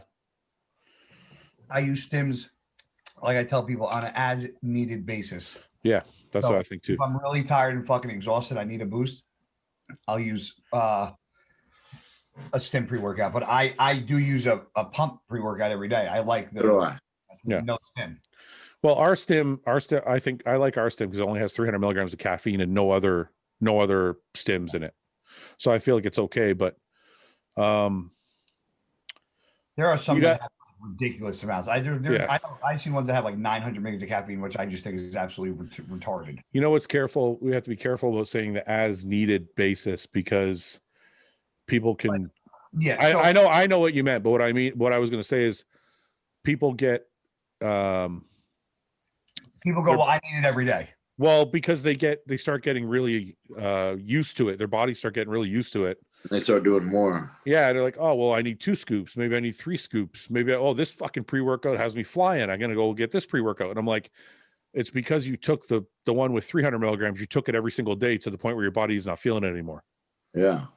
So anybody who's having like stim issues or doesn't feel like certain stims, stop taking them. Yeah, I would say take a couple weeks off and you'll notice as soon as take some adrenal fucking receptor stuff. Dude, I took 2 weeks off of caffeine once. Like everything, coffee, pre-workouts, everything. I feel it actually wasn't. The first couple workouts were kind of tough, but then I kind of started to feel good. But when I went back on the pre-workout, I felt like I was fucking flying. Like it was amazing. So if anybody has like if your body's used to it, just take a couple weeks off and everything will get reset. Really that much caffeine? Like I only do 1 cup of coffee a day. Well, with the podcast, I do more. Like I drank a cup. I was with Matt earlier today. So I drank a cup with Matt. I drank a cup now. I had a pre-workout earlier. Yeah. So if each of these cups is like 200 milligrams, that means I've had 700 milligrams of caffeine today. Yeah, but I drink one. I get the one I get from Starbucks is a cold coffee, and I get 2 shots of espresso in it. But I only drink that. That's all I drink all day. You get 2 shots of extra espresso added to it? Well, no. So American coffee isn't pure. Okay, so No, like an Americano is 3 shots of espresso in it. yes, but I get brewed coffee. Oh, not okay. With 2 shots. With more shots. Our coffee isn't an Americano. No, yeah, I know. Well, we have that too at Starbucks. We can just get Pike roast. Okay, so I can just get a regular cold coffee, and they add 2 shots to it. Okay. Nick, how much caffeine do you take in a day? Whatever's in a venti cold brew. A venti cold brew is, well, I don't know is a cold brew just coffee? It's more concentrated coffee. Yeah. Oh, I wonder. You know what? And it tastes different too. It's actually more bitter. Hi, Mama. Let's see. Starbucks cold brew caffeine. Looks like 205 milligrams. Well, that's what I do. Yeah. That's in 100 milliliters though. I do. So wait a minute. That's in 100 milliliters. If you're doing a venti. Here, let's find out if you're doing a venti. Tall is 125. Venti 300. Oh, I do 300. 300 milligrams, brother. You're not at the vasoconstricting state yet, sir. You're still good. I'm good to go. Yeah. All right, we'll move on. What are your goals for this year? Well, we already know Nick wants to win the Olympia. Yeah. Just an easy goal. I just want to win the Olympia. Hashtag bring the heat. Hashtag bring the heat. All right, I'm going to set my goals like Nick. I want to beat Redcon this year. I want Hostile to be bigger than Redcon. Dude, go big. Well, if you say you want to win the Olympia, then I can fucking say I want to be bigger than Redcon. No goal is ever unrealistic. All right. That's it. I made my goal. What's your goal, guy? What's your Nick goal? My Nick goal? You want to win the Olympia too? Of course. Who doesn't? I don't. It's not one of my goals. It'd be really fucking stupid for me to be like, oh, I want to win the Olympia. Nah. Yeah, it would. Well, you haven't competed in a while. It doesn't matter. I've been training all along and I've done 2 preps since. I'm not going to realistically go, I think I'm going to be Big Ramy. No, it's just you can fucking, I mean, listen, if I'm competing, I'm not competing to lose. That's really, you know what? That's a funny thing to say in bodybuilding because people do compete to lose. Yeah. I can't have that mindset. Listen, I'll tell you why I mean that. For example, Sergio did the Arnolds this year and people got mad at him because he said, I want to be between like 4 and 6. That's training to lose, technically. But it's also the way bodybuilding works because he knows. Listen, if you're asking me realistic goal, I would realistically want to be top 3 to 5 at the O, so I don't have to fucking do it again and requalify. But this is what I find interesting about me and you, Guy. Nick's realistic goal is he wants to win the Olympia. I believe anything can happen. I love that. That's what I'm saying. I love that about you. So I'm going to play Nick's game and I'm going to say I want to have a bigger company than Redcon. And no offense to Redcon. I'm only picking Redcon because they're fucking killing it right now. True. So that's not like I'm not saying anything bad about them. So, Guy, what's your Nick goal? I said win the O. Huh? Win the O. Yeah, that's your thing? Okay. Win the O, I'd be done. If I win the O, I'd be retired. Done. Assalamu alaikum. Assalamu alaikum. Very cool. Put these in order: intensity, frequency, and volume for training.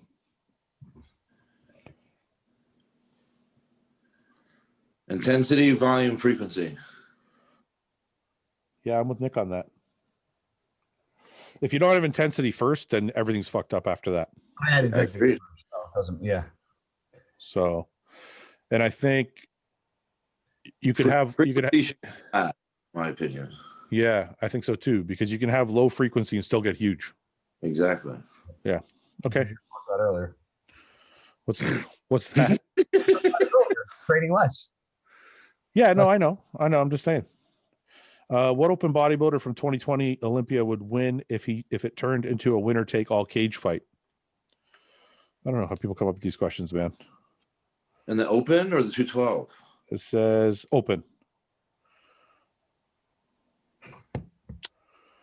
If there was an all-out cage fight, I have a feeling Akeem would win.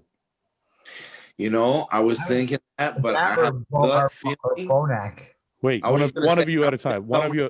Thing to fuck with. One of you at a time. Nick, go ahead. I'm going with Bonac.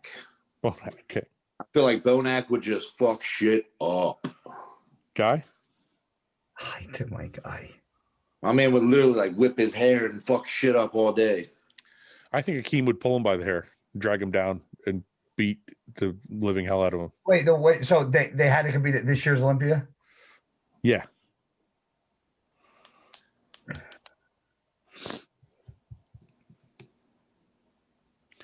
So think about it. You got, Iain, Hunter, Dexter, Reagan, Antoine. Antoine would be good. Antoine would be pretty good.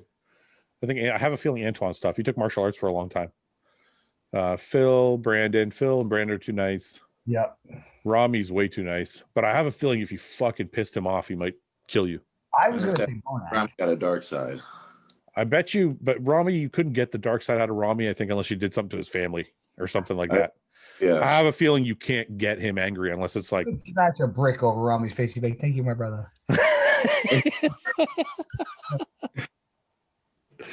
I'm gonna go with Akeem. I think I would have to say Akeem or Bonac. Well, this is why I'm saying it. In the Northeast, he ain't nothing to fuck with. No, and listen, in the absence of any technical skill, the biggest guy is probably gonna win. And Akeem is no pussy. No. Well, yeah, that's what. But I'm just saying, in the absence of anybody actually knowing how to fight, the biggest guy is probably going to take over. And he's from Bonac could take. What's that? I'm still picking Bonac. Bonac is not. You got to think of it. Well, wait a minute. Maybe my statement's not correct, because who would gas out first? I'm picking Akeem. Akeem might gas out first. I don't know. Akeem usually he's pretty good in the gym. Yeah, but those are short bursts of heavyweight. He's so big. He's so big. I wonder if he would gas out. I'm telling you, I'm going Bonac. I'm going back to Antoine, I think. Wow, look at this fucking flip flopper. I have a feeling Antoine's crazy and he's not going to gas out. All these other guys are probably going to gas out. Yeah. I still pick Bonac. He just laser focused. You're like Bonac. Wow. All right, Bonac. Who'd you take, Guy? It's tough. It's tough. I'm gonna stick with Antoine. I think Antoine's fucking crazy. I think if you fuck with Antoine, he'll pull out some martial arts shit. And I have a feeling, because I've seen him train, I have a feeling his gas tank is better than everybody else's.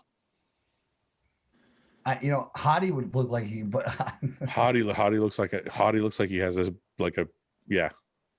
Hottie looks like he's got a temper. He looks like he could snap and kill you. And I've heard stories about him freaking out in the back. Yeah, I think I saw him wrestling with Phil on stage. He was trying to get him to fucking do a most muscular together. And I was like, oh, fuck, he looks angry.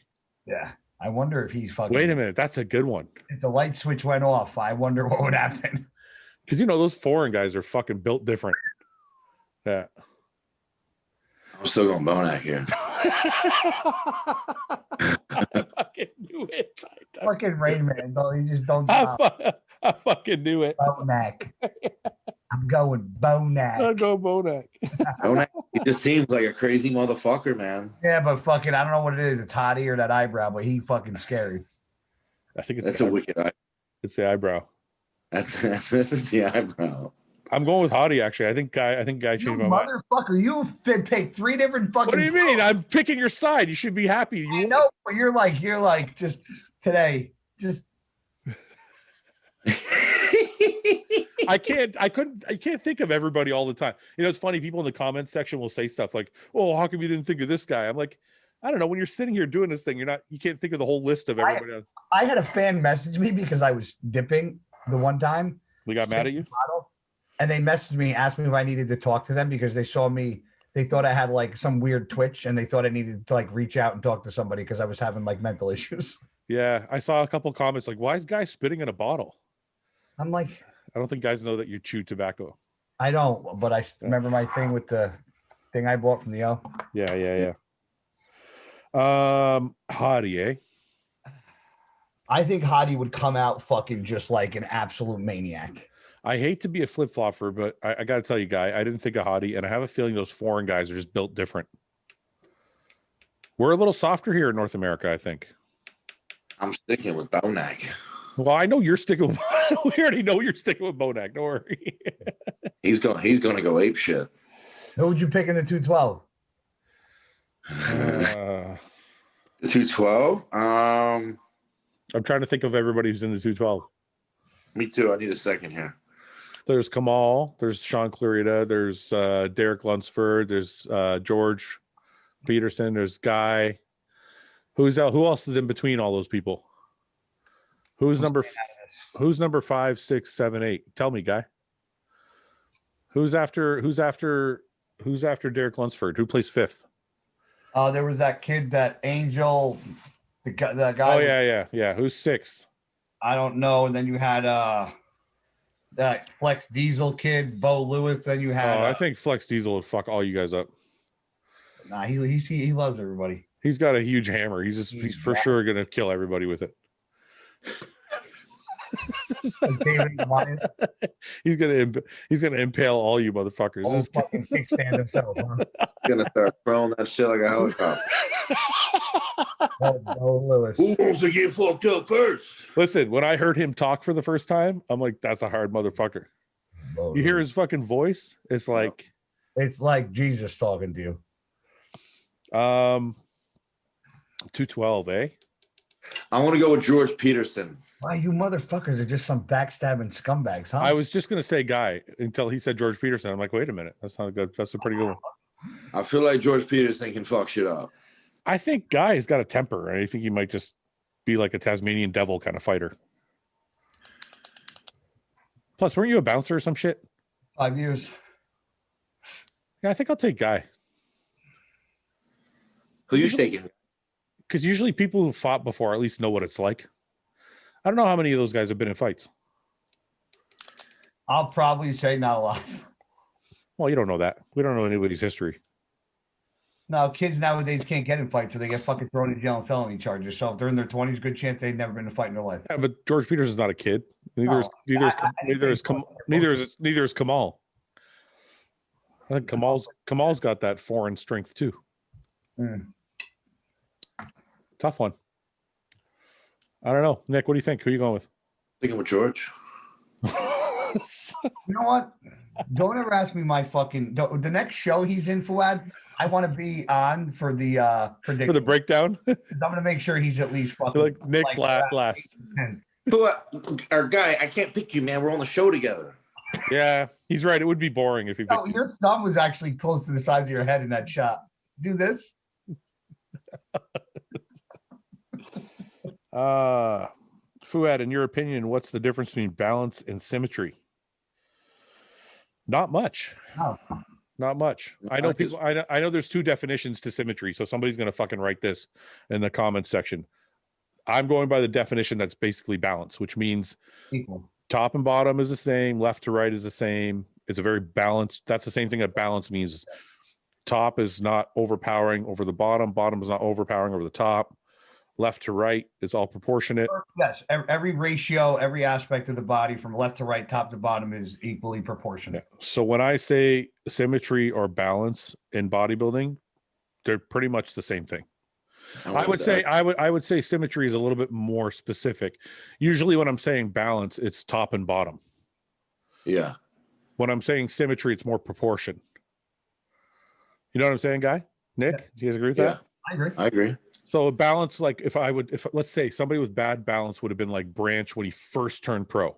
He had massive legs, smaller upper body, right? Yeah. Top heavy or bottom heavy. That would to me be balance. Yeah, that's balance. And then symmetry, though, is somebody that like Ben Pekulski had bad symmetry because he had massive shoulders and massive legs, but he had smaller arms, smaller back. Yeah. So that would be a symmetrical issue, right? Yeah. Chris Cormier, somebody I would pick out with like amazing symmetry. Every fucking body part is exactly the same size. Calves, arms, shoulders.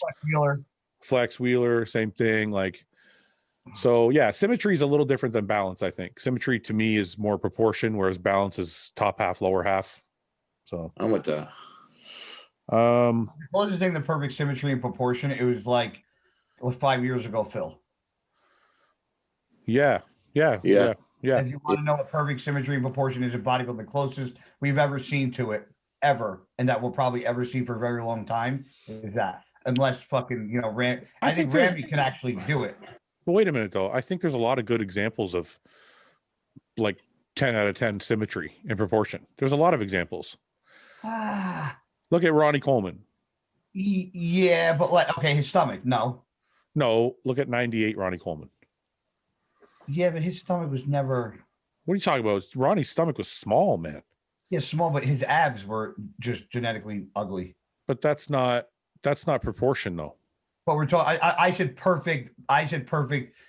Everything. I was talking about like the in my. But okay, then I still disagree with you on Phil because Phil had narrow clavicles. Who'd you say, Flex?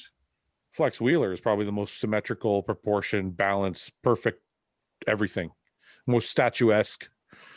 Like, can you pick out a bad body part on Flex Wheeler? No. That's what I'm saying. If we're going to pick out when you say Phil Heath, the first thing I think of is narrow clavicles. So automatically you have a structural issue. He fixed it by developing massive delts.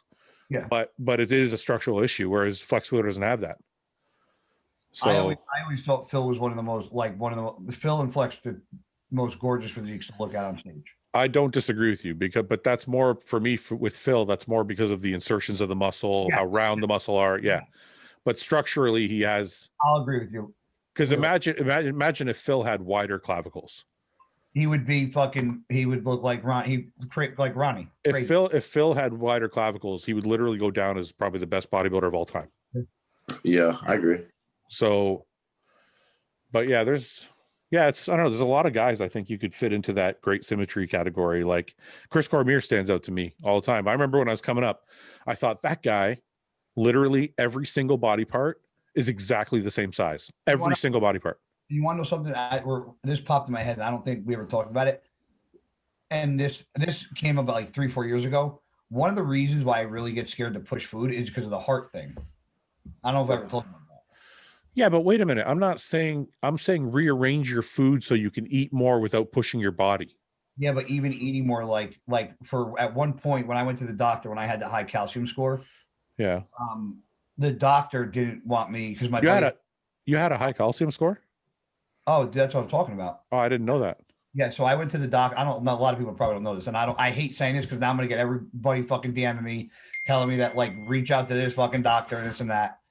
I got all the tests done, but there's nothing I could do. Like I have a hole in my heart too that I found out about 5 years ago that I didn't know I had. Did you ever have an angiogram done? No, when I wanted them to, because that's what I was praying they would do. So if there was an issue, they would just stent it. But I did the nuclear stress test, and he was like, "You're fine." But how could he?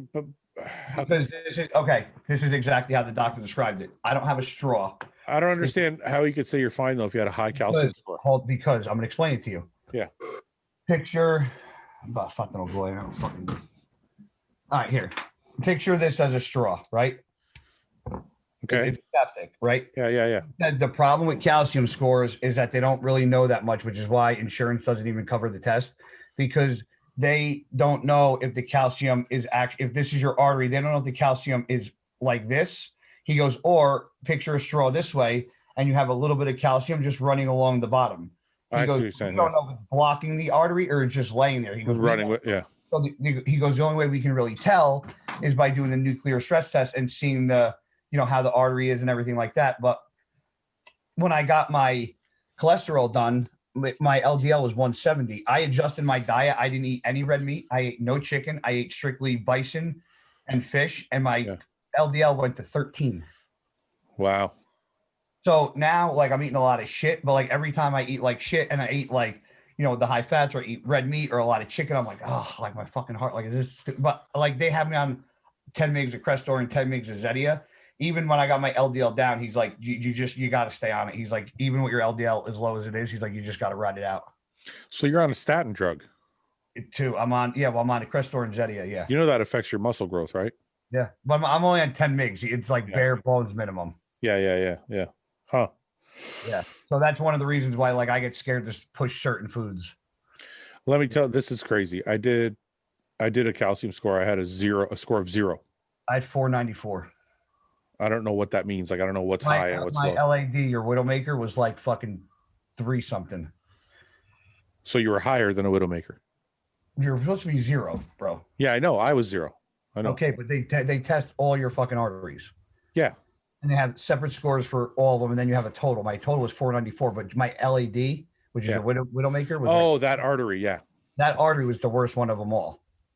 Jeez. And that's the worst one to have fucking high, because that's the one that if it goes, that's the one that drops you in 2 seconds. So are you taking like a lot of vitamin K? Are you doing anything? You take blood pressure medication? Vitamin K and D every day. Yeah. From Revive subs, I take a lot of the Revive stuff every single day. Do you have any blood pressure medication right now? I don't need it. My blood pressure is fucking great. On the low side of normal. Huh. I take CoQ10. I take EPAs. I take fish oil. I take a lot of cardiovascular stuff. Okay. Plant sterols, N-acetylcysteine, turmeric, Arjuna. I take. Yeah, I didn't know all that, man. Don't listen. Whatever. This actually goes for anybody listening. When anybody on this channel, including myself, gives any eating advice, we're talking about a healthy person with no issues. So I would have never said to you, guy, let's fucking ramp up the food had I known all that. So no. I mean, listen, I'm good. Like I get checked. Like I'm good. Yeah. I don't have any issues. But like the scary part, everybody's like, you're so lean. And I'm like, you guys don't like. I have one big shitty meal, week, or like I'll eat like a little bit every night. But it's like I do that, and I'm like, I stay lean not because I want to. You know what I'm saying? Yeah. Like when I was with Clarida in Sweden 2 years ago. Yeah. Dude, the kid was eating pasta and burgers every meal. And I'm like, probably, he's like, I'm good. I was like, fuck, like I'd be a nervous wreck. Yeah. It sucks. I wish I could. Yeah, no, it's okay, man. I got it.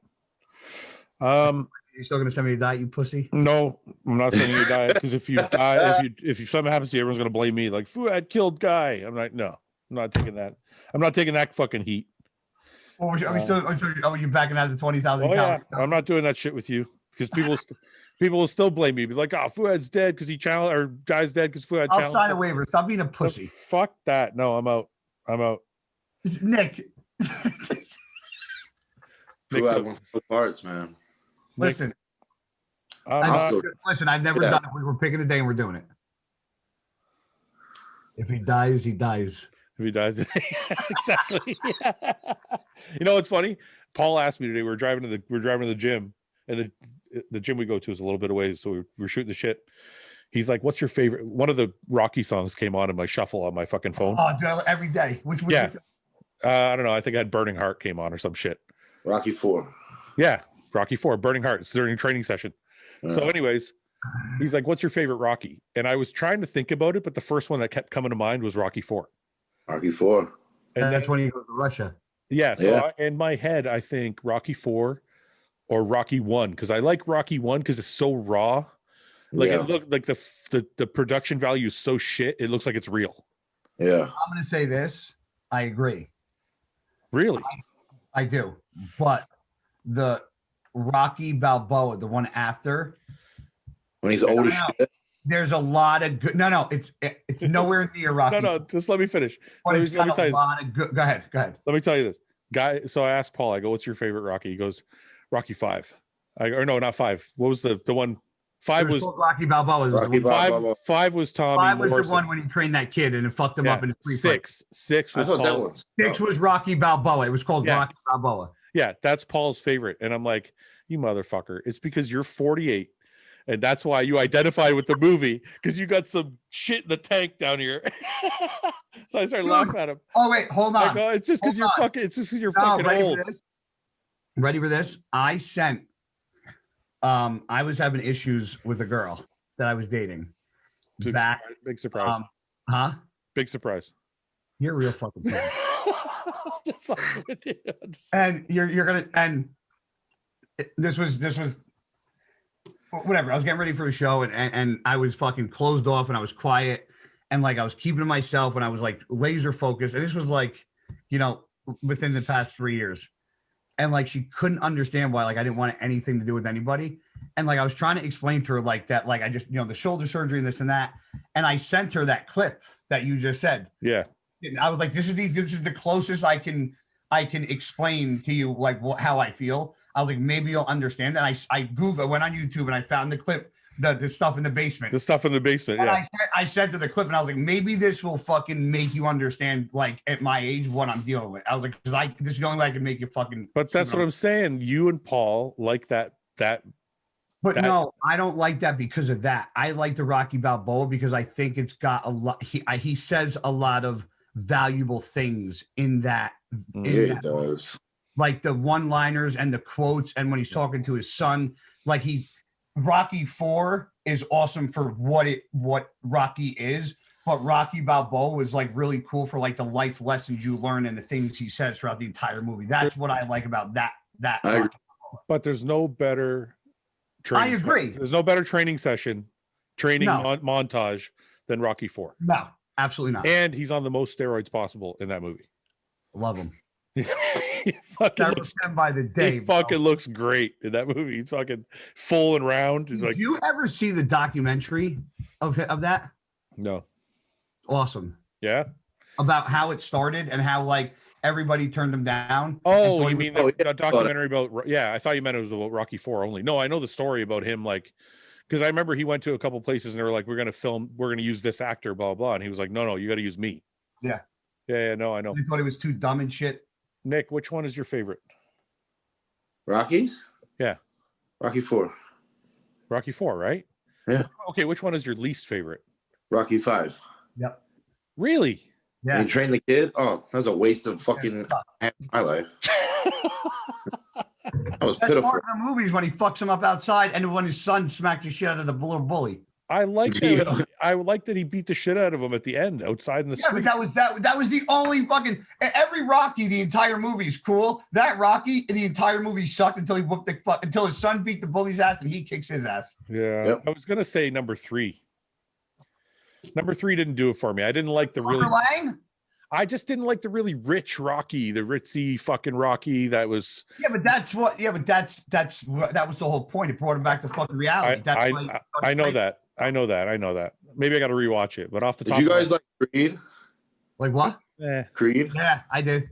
You know what? Actually, you know what I like better than Creed, and I love Rocky movies. Was fucking Southpaw was awesome. Yeah. Southpaw was a great. That's a great movie with Jake Gyllenhaal. Oh yeah, that was a good movie. That was fucking awesome. Okay, wait. While we're on the top, now we're way off topic. We're just talking about shit we watched. Oh, fuck. I'm watching Peaky Blinders right now on Netflix.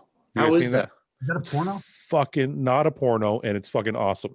Peaky Blinders. Is it? I was gonna start watching. Peaky with a P. Peaky Blinders. Yeah, like Peaky.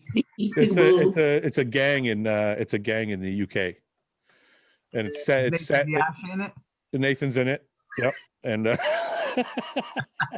Nathan, I love it. And it's set in like the 20s or some shit.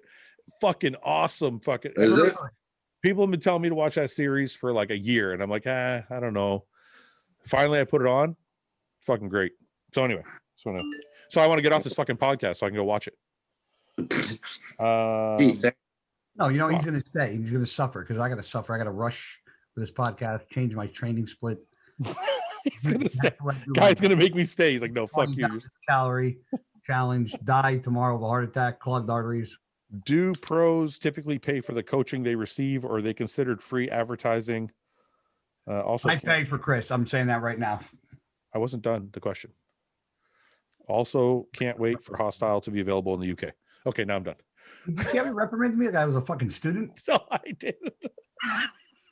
Okay, you don't pay for Chris? No, I do. You do pay for Chris. Swear to God, yes. Nick, you don't pay Matt, do you? Yeah, I don't remember. I think I paid Hani for 1 year, but didn't pay him for 1 year. I think I paid John for like 1 year, but not for a couple others. I've done both. Two people that I don't pay would have never taken.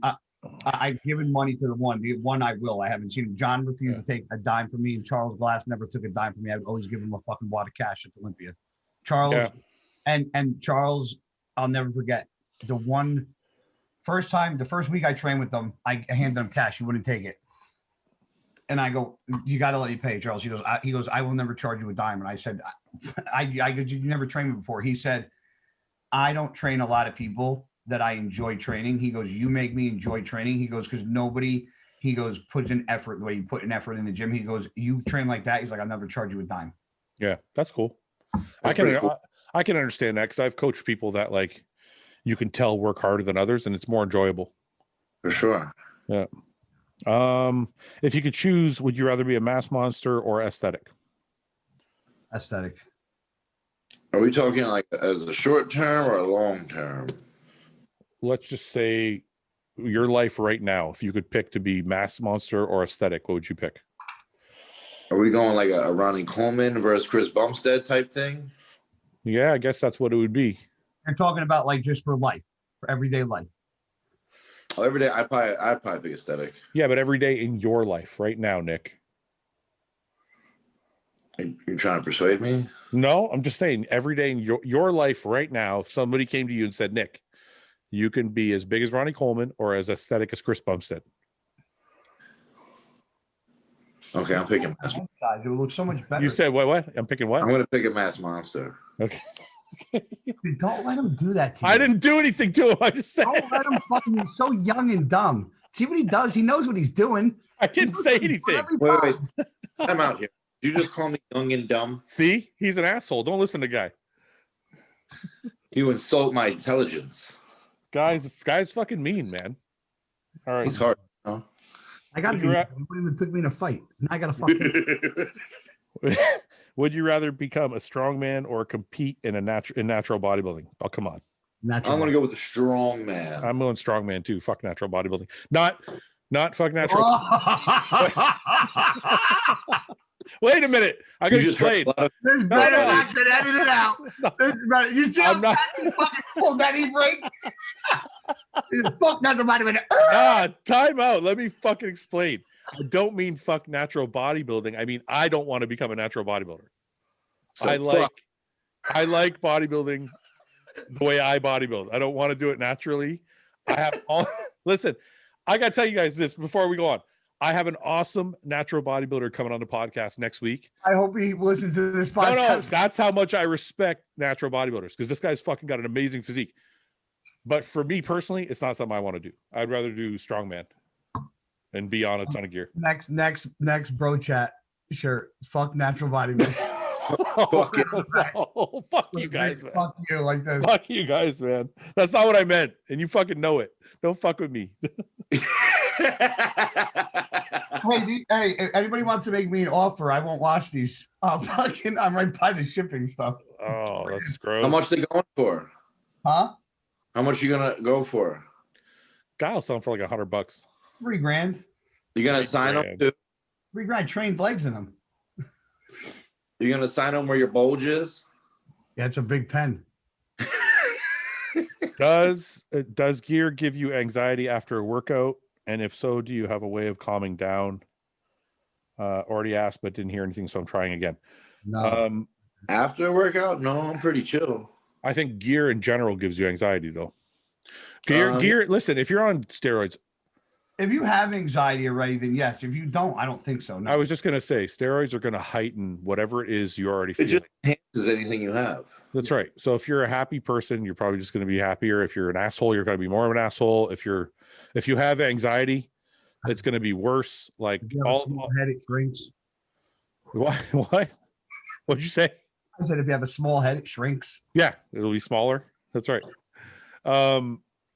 But even saying that, some drugs cause more anxiety, like Deca. Deca will increase anxiety more than other gear. So yeah. I got pretty bad anxiety, and I just never fucking talk about it because I just learned to deal with it and never fucking even pay attention to it. Listen, I learned to deal with it also, but I think it's important to talk about because mine was really bad in my early 20s, especially. And I think that's why that's why my sleep is so bad. Yeah, but I don't think it's wrong to talk. Listen, I don't think it's wrong to talk about it. I'm not saying don't talk about it. I have a way of just flipping a switch and just putting it in the back and never fucking dealing with it. When it's happening? Oh, dude, I go through so much shit, bro, that I just fucking like deal with it and just put fucking back here and just move on. If I go piss, can you guys handle the podcast for 2 minutes, or is it going to go to shit? Reading the question, give us 2 questions. I gotta piss so bad. Actually, no, go, Nick. I'll Nick. Me and Nick will talk. Fuck you guys. Okay. Nick, Go pee. check this out, bro. What do you got? My fucking dad. I was fucking begging him to go into the. I'm just grabbing a couple into the upstairs into the attic, because when I was growing up, I was a huge fucking fan of like football, baseball, like certain players, bro. Yeah. Went in the fucking attic and found all my fucking cards. Dude, there's gotta be $100,000 here. Bro, I got Really? What do you got? fucking Emmett Smith, Michael Jordan, rookie card, Emmett Smith. I got fucking, remember, dude, Chris Webber. I got dude, Terry fucking Bradshaw. Wow. Dude, you gonna sell them? I don't know, dude. Reggie, who's it fucking Reggie Miller, Jamal Mashburn, Shaquille O'Neal, Alonzo Mourning, LT. Look, Terry Bradshaw. Look at this. That's badass, OJ Simpson, Michael Jordan playing fucking baseball, Frank Thomas. I'm like going through this. I'm like, holy fucking shit, the amount of fucking card. I got autographed cards. I'm like, what are you gonna do with them? I don't know. I don't know anybody that's into this. Like, I got I'm not gonna get rid of all of them. Like, some of them I'm fucking keeping, but I'm trying to figure out. I'm sure by the podcast somebody's gonna message me, but I do that. There's got to be the amount of fucking, dude. I got 2 banana boxes stacked with cards. It's They're crazy. worth a lot of money, dude. Crazy, bro. Yeah. Crazy. Yo, I don't know anything about cards. I heard the value of cards dropped though because of the internet. Oh yeah. I don't know though. You know. So.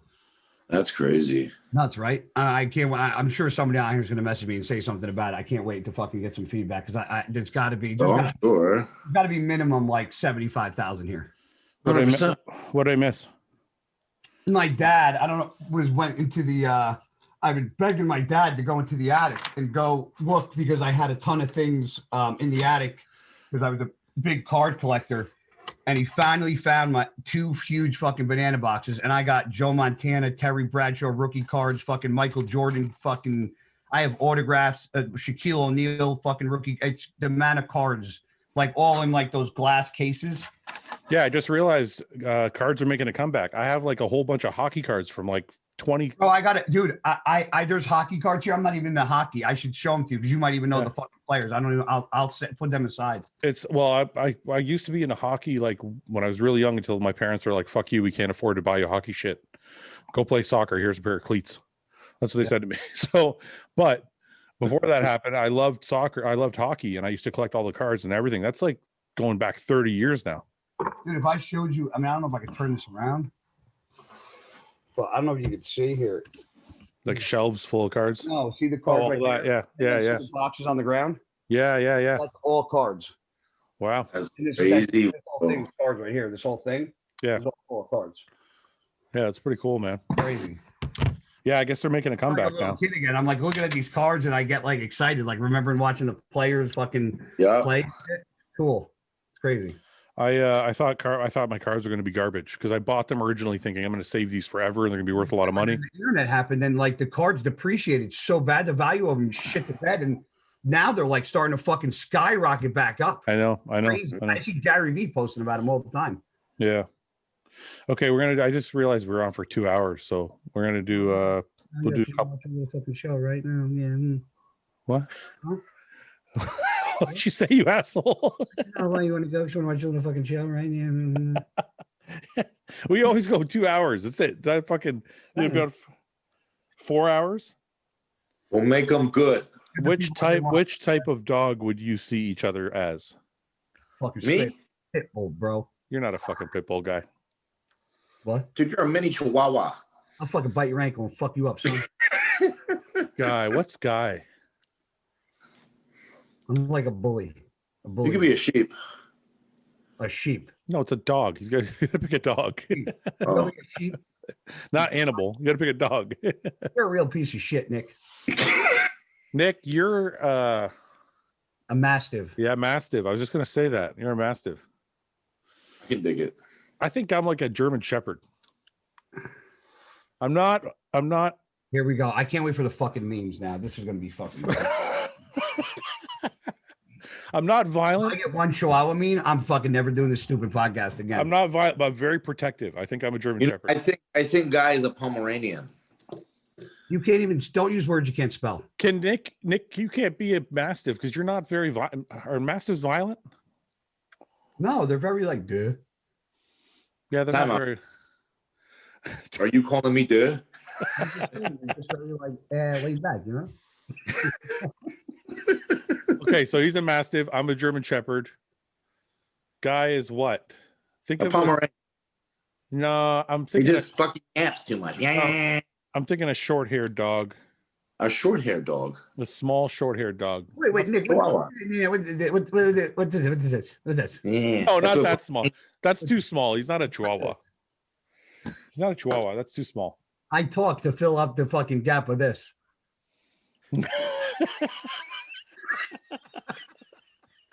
Fucking Nick. I love you, Nick. We'll come back to it. I don't know what kind of dog you'd be. You're not thick enough to be a pit bull. And you're not violent. You're not. I love the character assassinations on this show. It's not a care. I'm just saying, like, that's a really Not thick. And it's like you're not violent enough to be a pit bull. Well, how thick are you? Come here. Come here. Come You're not violent enough to be a pit bull guy. Come up here. Huh. You could be a Dalmatian. Look at Like this. a hunting dog. What's a hunting dog? Pitbull. No. A hound. A guy's a hound. A bloodhound. Guy's a bloodhound. Why? Yeah. I mean, that's pretty cool, guy. That's a good one. That's a good one, I think. What's the good characteristic? It's a very, very resourceful, very necessary. They're hunting dogs, bro. Yeah, they're That's hunting cool. dogs. Brittany Spaniel or hunting dogs. We had them growing up. My family did. Yeah, you're something like that. I think that works. All that sinful. Jesus Christ. Is that Jesus? Why are you putting synthol on your shoulders? What the fuck? Fucking- Okay, last one. Make it good. Make it good. I know. I'm a little Make it- disappointed. I don't have any butthole talk this. There's no Oh, sex. speaking of which, I was in the gym. What did you tell him the text message I sent you? No, I didn't. Go ahead. Bro, I'm in the group chat, asshole. I know. I asked Fouad if he said it on the podcast before I came on. I was in the gym today, and the girl Colleen's in the gym, and she was like, "Hey," she was like, "You, I like the podcast." I was like, "Yeah, I got one tonight." She's like, "I like the butthole talk." She's like, "Keep it up." I was like, You gotta marry that girl. You should have asked her. Do you Should've like? asked. "One of my friends, she's got a boyfriend. She's got a boyfriend." Okay. I bet she does the butthole licking. Yeah, she She's does got to probably. do something with the butthole because that was funny. I'm amazed at the amount of women that likes this show. It's crazy. I get messages from them all the time. I love you. I'm like, really? Like, we're slobs. Like, we talk like fucking. Dude, when I went home to Jersey, we talk like three guys that are sitting in a room, so I think they appreciate the fact that they're probably listening to what's going. Is this what my fucking boyfriend talks about? Yes. I'm That's telling all. why. I'm outing every guy right now to the women listening. If whatever we're saying, your guy says the same stuff. And if he says he doesn't, you got to get rid of him right now. bullshit, dude. Liar. He's a Bullshit. liar. Well, either he's a beta or he's lying. Is one or the other. Any normal guy. What else would you talk about to your guy friends? I don't know. Nice day out today. What were you gonna say, Nick? I was gonna say, I remember when I went home to Jersey for Christmas. I went to my home gym. Some girl came up to me, like, she's like, "You're the one that does on the podcast that talks about butthole," and I'm like, "Yeah, that's me." She was like, "You're fucking insane." That's fucking hilarious. I know. All right. I don't have any butthole questions, but this one's pretty good. Let's hear it. Would you rather know when you are going to die or how you're going to die? Oh man, this is fucking bad. That's fucked up, dude. Well, I'm just saying that's a good question. How? I think I'd like to know how too, so I can try and prevent that shit. What if somebody No, said, but I think the question is you can't prevent it. You just know you're gonna that's how you're gonna die, and that's it. well, it doesn't say that. You can't. Because if you know when you're gonna die, that's when you're gonna die. Yeah, It's like but he's No, picking. you can't change your fate. This question has got to be you're dying either way. You're going to find out the exact way you die You or can't. the exact time you die. You can't make up the question. This guy made up the question. But that's what it is. No, this guy said you either know when you're going to die or you know how you're going to die, and Nick found a loophole. There's no loophole in this question because then it's not as serious of a question. Nick pulled a Luke. He said, That's I my want loophole. to know how I'm going to die so I can change it. That's Yes, rational. but if that is part of the question, It's not part of the question, but that's what Luke used to do to me all the time. time out. But then the question is, nobody would choose the other side. That's because the whole you can't point. change that. That's the whole point. Well, even if you were to know wait a when- minute. Wait, hold on. Is the point of the question to find a loophole? Is that what we do? No, but that's what Nick just did, and he wins because of it. Well, listen, even if you What is picked when I'm gonna die, if you know the exact day you're gonna die, you could be so aware of your shit and prevent it too. Yes, but I interpret it as if you're going to know when you're going to die, that's guaranteed. Then the way you're going to die is also guaranteed in the question. Nah, dude, I'm fighting that shit. I'm gonna try and prevent it. Okay, wait a minute. Let's change the question just for the sake of argument. So let's say you can't prevent it. You're either going to know how you're going to die or you're going to know when you're going to die. I think if I can't prevent it, I'd rather just know when. I don't want to know how. I would say how, because I wouldn't want to know when, because then I think my anxiety would just fucking kill me and my entire life. I think I would freak out if I knew like how I was gonna die. I think I want to know. You found out you were just going to go to bed one day and that was going to be it. What if you Well, found out somebody's going to shoot you in your face? I'd be like, Well, man, quick way. it's cold outside, so I don't feel it. No. I think I'd rather know when. Because if I know when, like if somebody says you're going to die when you're 58, I can be like, okay, I got 16 years to crush it and just do all the things I want to do. Fucking Yeah, A. but hold on. You, with even saying you have anxiety, you think knowing the day you're going to die isn't going to fuck with your every single day. That's why I didn't choose that. It is going to fuck. It is going to fuck with my. It's going to make. Why would you choose something that's going to affect your every Didn't day? let me finish my because you didn't let me finish my sentence. I was going to say it would fuck with my everyday and make it better because I'd be like, okay, I know exactly when I'm going to die. I have this massive list of things I want to do and get them done. Yes, but what happens if you weren't going to die for fucking 30 years from now? What are you Perfect. rushing for? Perfect. I want to know. I'll be like, good. I'm going to die when I'm 80. I got fucking. No, wait, you don't think your everyday life would be affected if you knew you were going to die? It would be affected in a positive way. Like if somebody said, hey, you're going to die when you're 50. I'd be like, okay, I got fucking 8 years. I'm not having any kids and I'm going to start traveling the fucking world today. I'm going to go buy a Ferrari and I'm going to drive it as fast as I can everywhere. Just like, I don't know. Like, I think I'm going to do all the shit I've always wanted to do because I got 8 years to live. I think knowing the exact day I would die would fuck with my everyday until I died. I think it'd be great. I could plan so many things. If somebody said, I'd love to know. Yeah, why don't you live like that now? Because that's not realistic. Come on, think. No, I'm not saying waste your fucking money, but if you're like, I got 16 years to kill it, why not start fucking doing things? I do. What do you think I'm doing in my life? That's what I'm saying. No, but I would go even harder if I knew. So like if somebody came to me today and said, hey, Fouad, you know what?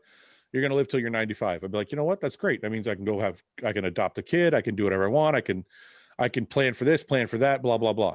If somebody said, hey, you're going to die when you're 50, I'd be like, okay, that's a different plan altogether. I want to do this instead. So I would totally rather know when I'm going to die because it totally allowed me to plan and live my life according to that. Yeah. I would have, you know what that would mean? That would mean when I die, I would have absolutely zero regrets about anything because I did everything I wanted to do. 100%. Yeah, but if you live every day with that kind of mindset, then you should die that way anyway. No, because I'm not going to live the same way today, knowing I'm going to die at 46, that I would knowing I'm going to die at 86. I just think my quality of life, knowing the day I would die, would ruin my time before that happened. Nah, man. Look at the glass. Guy, if somebody came to you Oh. Look at you say you have like a heart condition or maybe, right? If somebody came to you tomorrow and said, guy, you know what? You're going to live till you're 95. think about how more peace you'd be with yourself. Oh, okay, this thing's not that big a deal. I got 45 fucking years to go. Yes. And the latter side of that, if they said you're only going to live till you're 45. Exactly. But either way, you know. I don't want to know if I'm going to die in less than 10 years. Why the fuck would I want to know that? I totally want to know. I want to know for sure. I want to know. You know why I want to? This is I'm dead serious. I actually want to know this because I'm shocked. I would think people wouldn't. You know, I want to know. You know, I want to know because I'm married, right? I'm married, and if I'm going to die when I'm 50, I want to know what my wife is going to be left with. I want to know if I got to. I want to know if I got to get. I want to know if I got to get her remarried. I want to know if dick, but that's also not knowing what's going to happen with her. Like you're only guaranteed your life. You don't know what's going to happen to anybody around you. That's right, but I want to know so I can warn them all. I just want to know so I can warn them all and have them ready and be ready and have everybody ready and everything in place for when it happens. You know the worst. You know my biggest. You want to know my biggest fear is? I'll tell you my biggest fear, and this is probably too much for the podcast. Everything set up when you're gone. No, not just that. This is the biggest fear, and it's probably too much for the podcast, but I don't give a shit. My biggest fear is being a bodybuilder and knowing what kind of risks we put our body through. Seeing guys have heart attacks at 45 and 50 and 47 and all these young ages, and I'm 42 years old. And I'm like, what if I die young and my wife is left by herself? Yeah. That's my biggest fear. So if I know I'm going to die, if somebody comes to me and says, hey, Fouad, you know what? 48, that's it. Clock's ticking. I can set her up. I'm getting nervous thinking about knowing Dude, I think about it every day. Why do you think I get blood work done every fucking 2 months? I have blood work on Friday. I go every 2 months. I get blood work done. I will say if I knew I was going to die at a certain time, I would change things, but I don't think that would make things any easier on me. I didn't say it would make it easier, but it would allow me to plan better. Obviously it would. But that's a big deal to me. It is. Right? Like me and my wife were talking about adopting, right? If somebody came to me and said, hey, you're going to die at 48. You wouldn't do that. I'm not going to fucking adopt. Or if I adopt a kid, it's going to be older so he can help take care of my wife when I'm gone, right? So like those kind of things. Good and bad. Yeah, I get it. I absolutely see your point.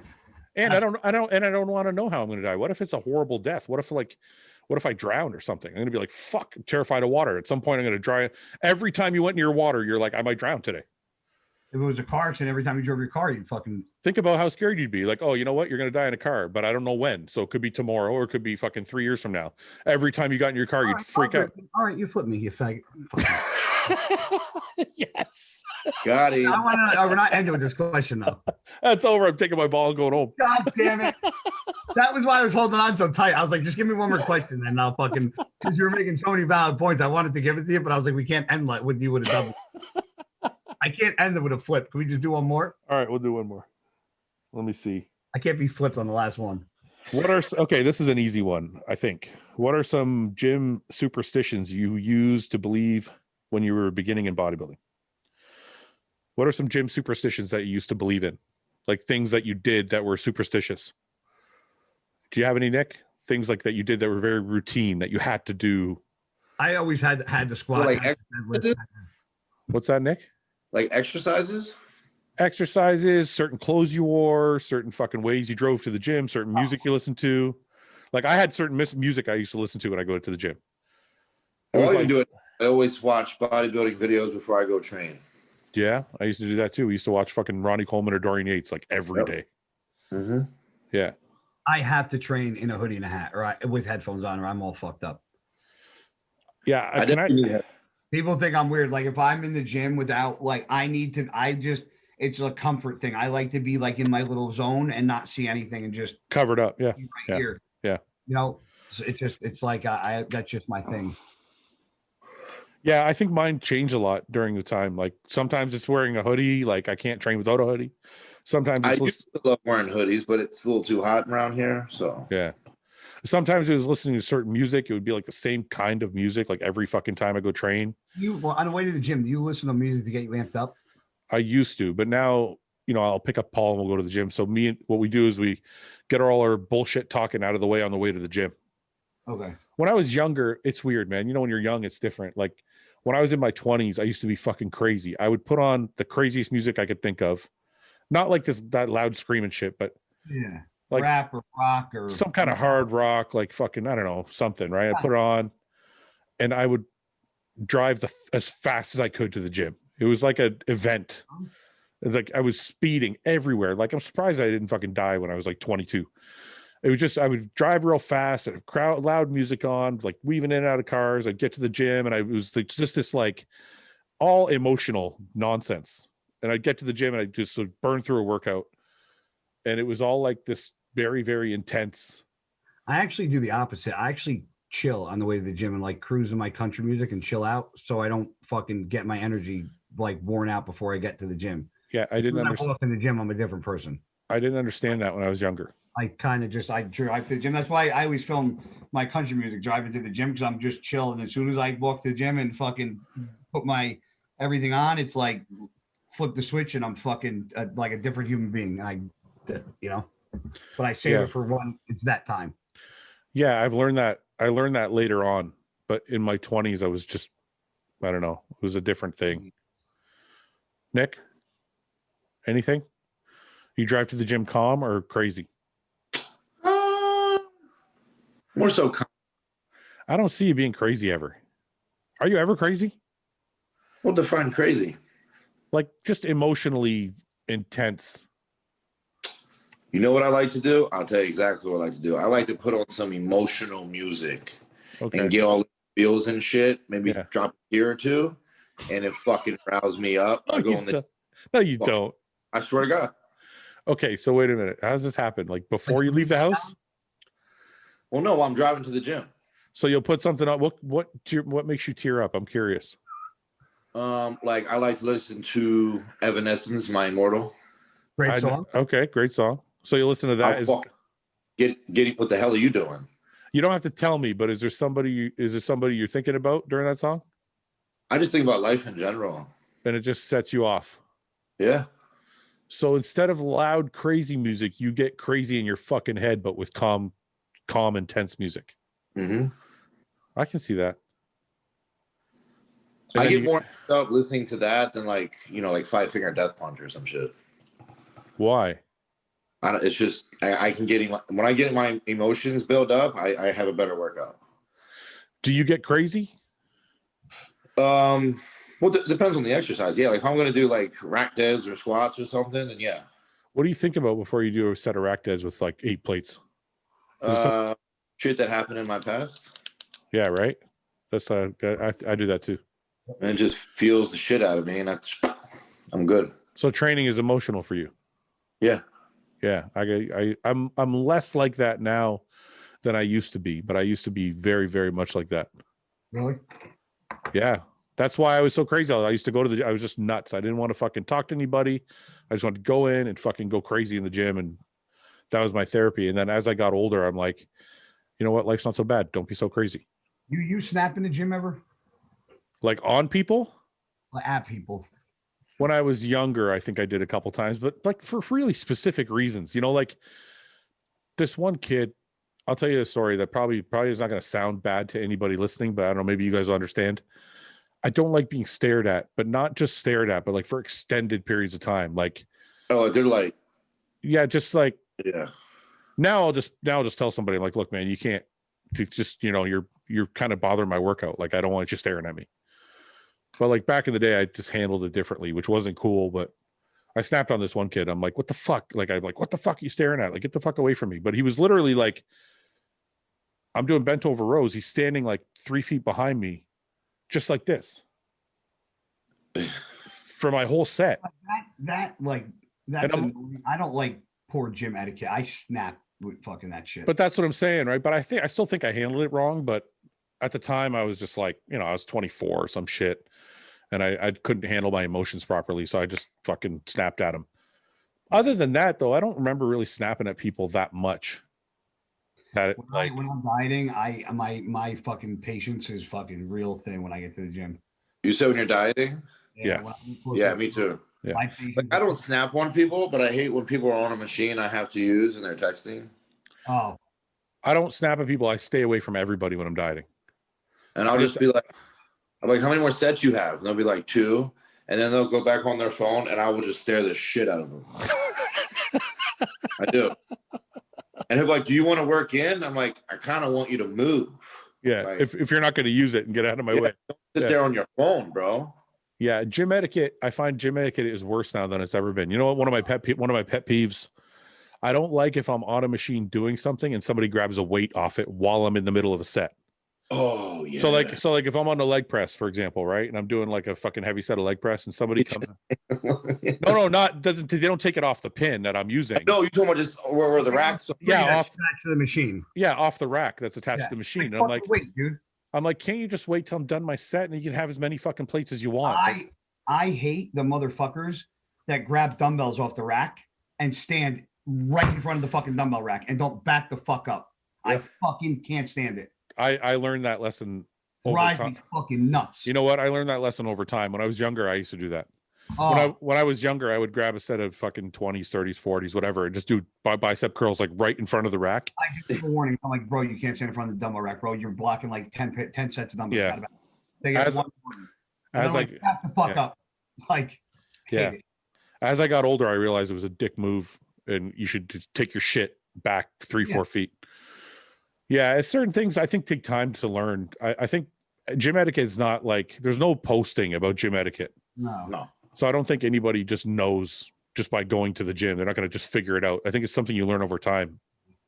I agree. Right. But it's just a respect thing. Like if somebody else, I'll see somebody like that weighs 150 pounds and they'll be using a machine and I'll be like, can I take one of those plates? And there's like 8 plates, right? Like there's no way this person can use all the plates.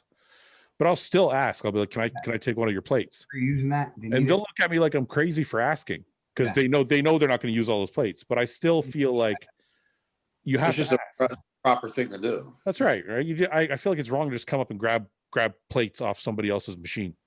I agree. So anyway, can we end on that now, Guy? Sure. I feel like that's a mean thing to end on. I don't want to end on that now. Yeah, but I don't really like that question. What the fuck, man? I don't know what to end on. Do female? I don't know. What was that? Female what? Yeah, female what, dude? Don't it's stop. It's not what you think. It's do female bodybuilders in divisions such as bikini use gear? Skip. I don't like it. I don't know. Would you rather have a boner every time you went on stage, or pee your pants on stage at the Olympia every time you hit a back double bicep? That's stupid. Wait, say it again. That's the skip. Skip. Stupid. You would pick boner. So would I. So would Fouad. 100%. I don't know, man. There's. I'm gonna have to get a new round of questions. These are kind of. All right. I'm just gonna go somewhere and pick. Ready? There. No, I don't want that one. I don't fucking know, man. Okay. Why don't you ask me and Nick something? Do you want? Would you rather be 4 inches shorter but gain 35 pounds of quality muscle you could never lose, or have a 3-inch dick and add 25 pounds of quality muscle you'd never lose? What? How does that make sense? Well, I'm definitely gonna shorten the height there. I'm definitely gonna have a small dick because if I get any shorter, I'm fucked. So, you going with the small dick one? I got no choice. I can't get any shorter. How tall are you? 5'4"? 5'5.5". I'll be 5'1". My girlfriend will be 12. What if you were? So you're gonna go for the 4 inches shorter? Who? You. What am I gonna do? Who's gonna want to date me at fucking 5 foot tall? Sean Clarida is 5'1". He just won the Olympia. I did say I can't win the Olympia. But think about it, guy. 4 inches shorter with 35 pounds of quality muscle. I look like a fucking balloon. You wouldn't even look right because then you'd be too big for the 212 and you'd be too fucking small for the open. Yeah, I look like a fucking idiot. Yeah. With a small penis. God damn it. Thanks. Okay, we're gonna do one more. Okay. Oh, we already did that one. No. Okay, last one. Do you put water on your toothbrush before or after applying toothpaste? Before. I do it before and after. Me too. Well, yeah, after. But when the question, like specifically which one? Well, I'm just saying I do it both because I do it. I do it at the beginning to get all the shit particles off my toothbrush, and then I do it after because I want the toothpaste to be wet. Yeah, but I think some people might just they might put it on dry then wet it. Yeah, but don't you worry about shit particles on your toothbrush? I don't think about Particles? Shit. They say like if Is that what you you they say when you go to the bathroom, particles can float up to like 6 feet from the fucking like the toilet Yeah. bowl. Yeah, you never heard that, Nick? I mean, when I take a shit, sometimes I'm eating. You mean I'm getting shit particles in my food? It's called a shit plume. Wait, You say you shit when you're eating? Sometimes. What? No, you don't. You're just trying to be funny. To work, yeah, bro. My boss wouldn't let me eat, so I had to like I gotta go take a shit. You can't tell me I can't take a shit. And sometimes I would actually have to shit while I'm eating. So you're shitting in your food. You know that, right? Well, no, I didn't know that. So Okay, well, I'm gonna show you this. Maybe that's the trick. Hey, look, no, I don't want to see, man. toilet plume. Toilet plume is a dispersal of microscopic particles as a result of flushing the toilet. Normal use of a toilet by healthy people is considered unlikely to be a major health risk. There is indirect evidence that the specific pathogens such as norovirus or SARS coronavirus could potentially be spread by toilet aerosols. The whole point is this first sentence. Did you say coronavirus? Listen, the first sentence. A toilet plume is a dispersal of microscopic particles as a result of flushing the toilet. So I think if you finish your food before you flush, you're okay. Well, then I'm usually good. But your toothbrush is going to suffer. I feel like I should just change my toothbrush every day.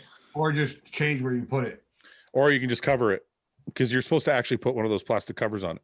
I feel like that's not good enough. I feel like I gotta buy a new toothbrush every day.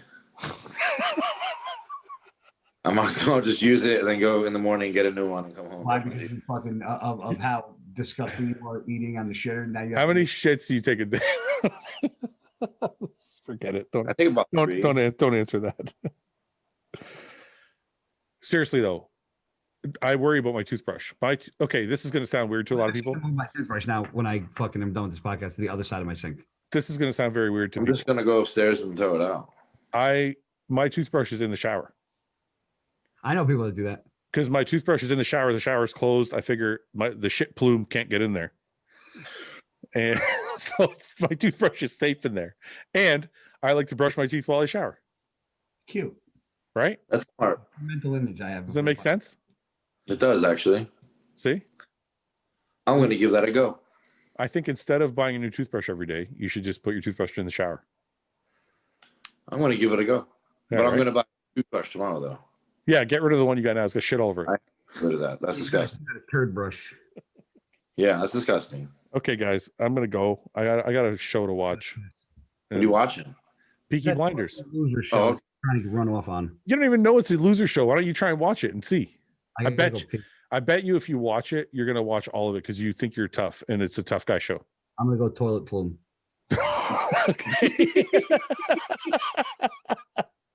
Bye, assholes. Bye. Thanks for watching. Please subscribe, share with your friends, and like the video. And if you get a chance, check out the description for all the different links to all the different places you can find Hostile and myself. And lastly, check out hostile.com for our new line of supplements and all of our apparel and gear. Thanks again for watching.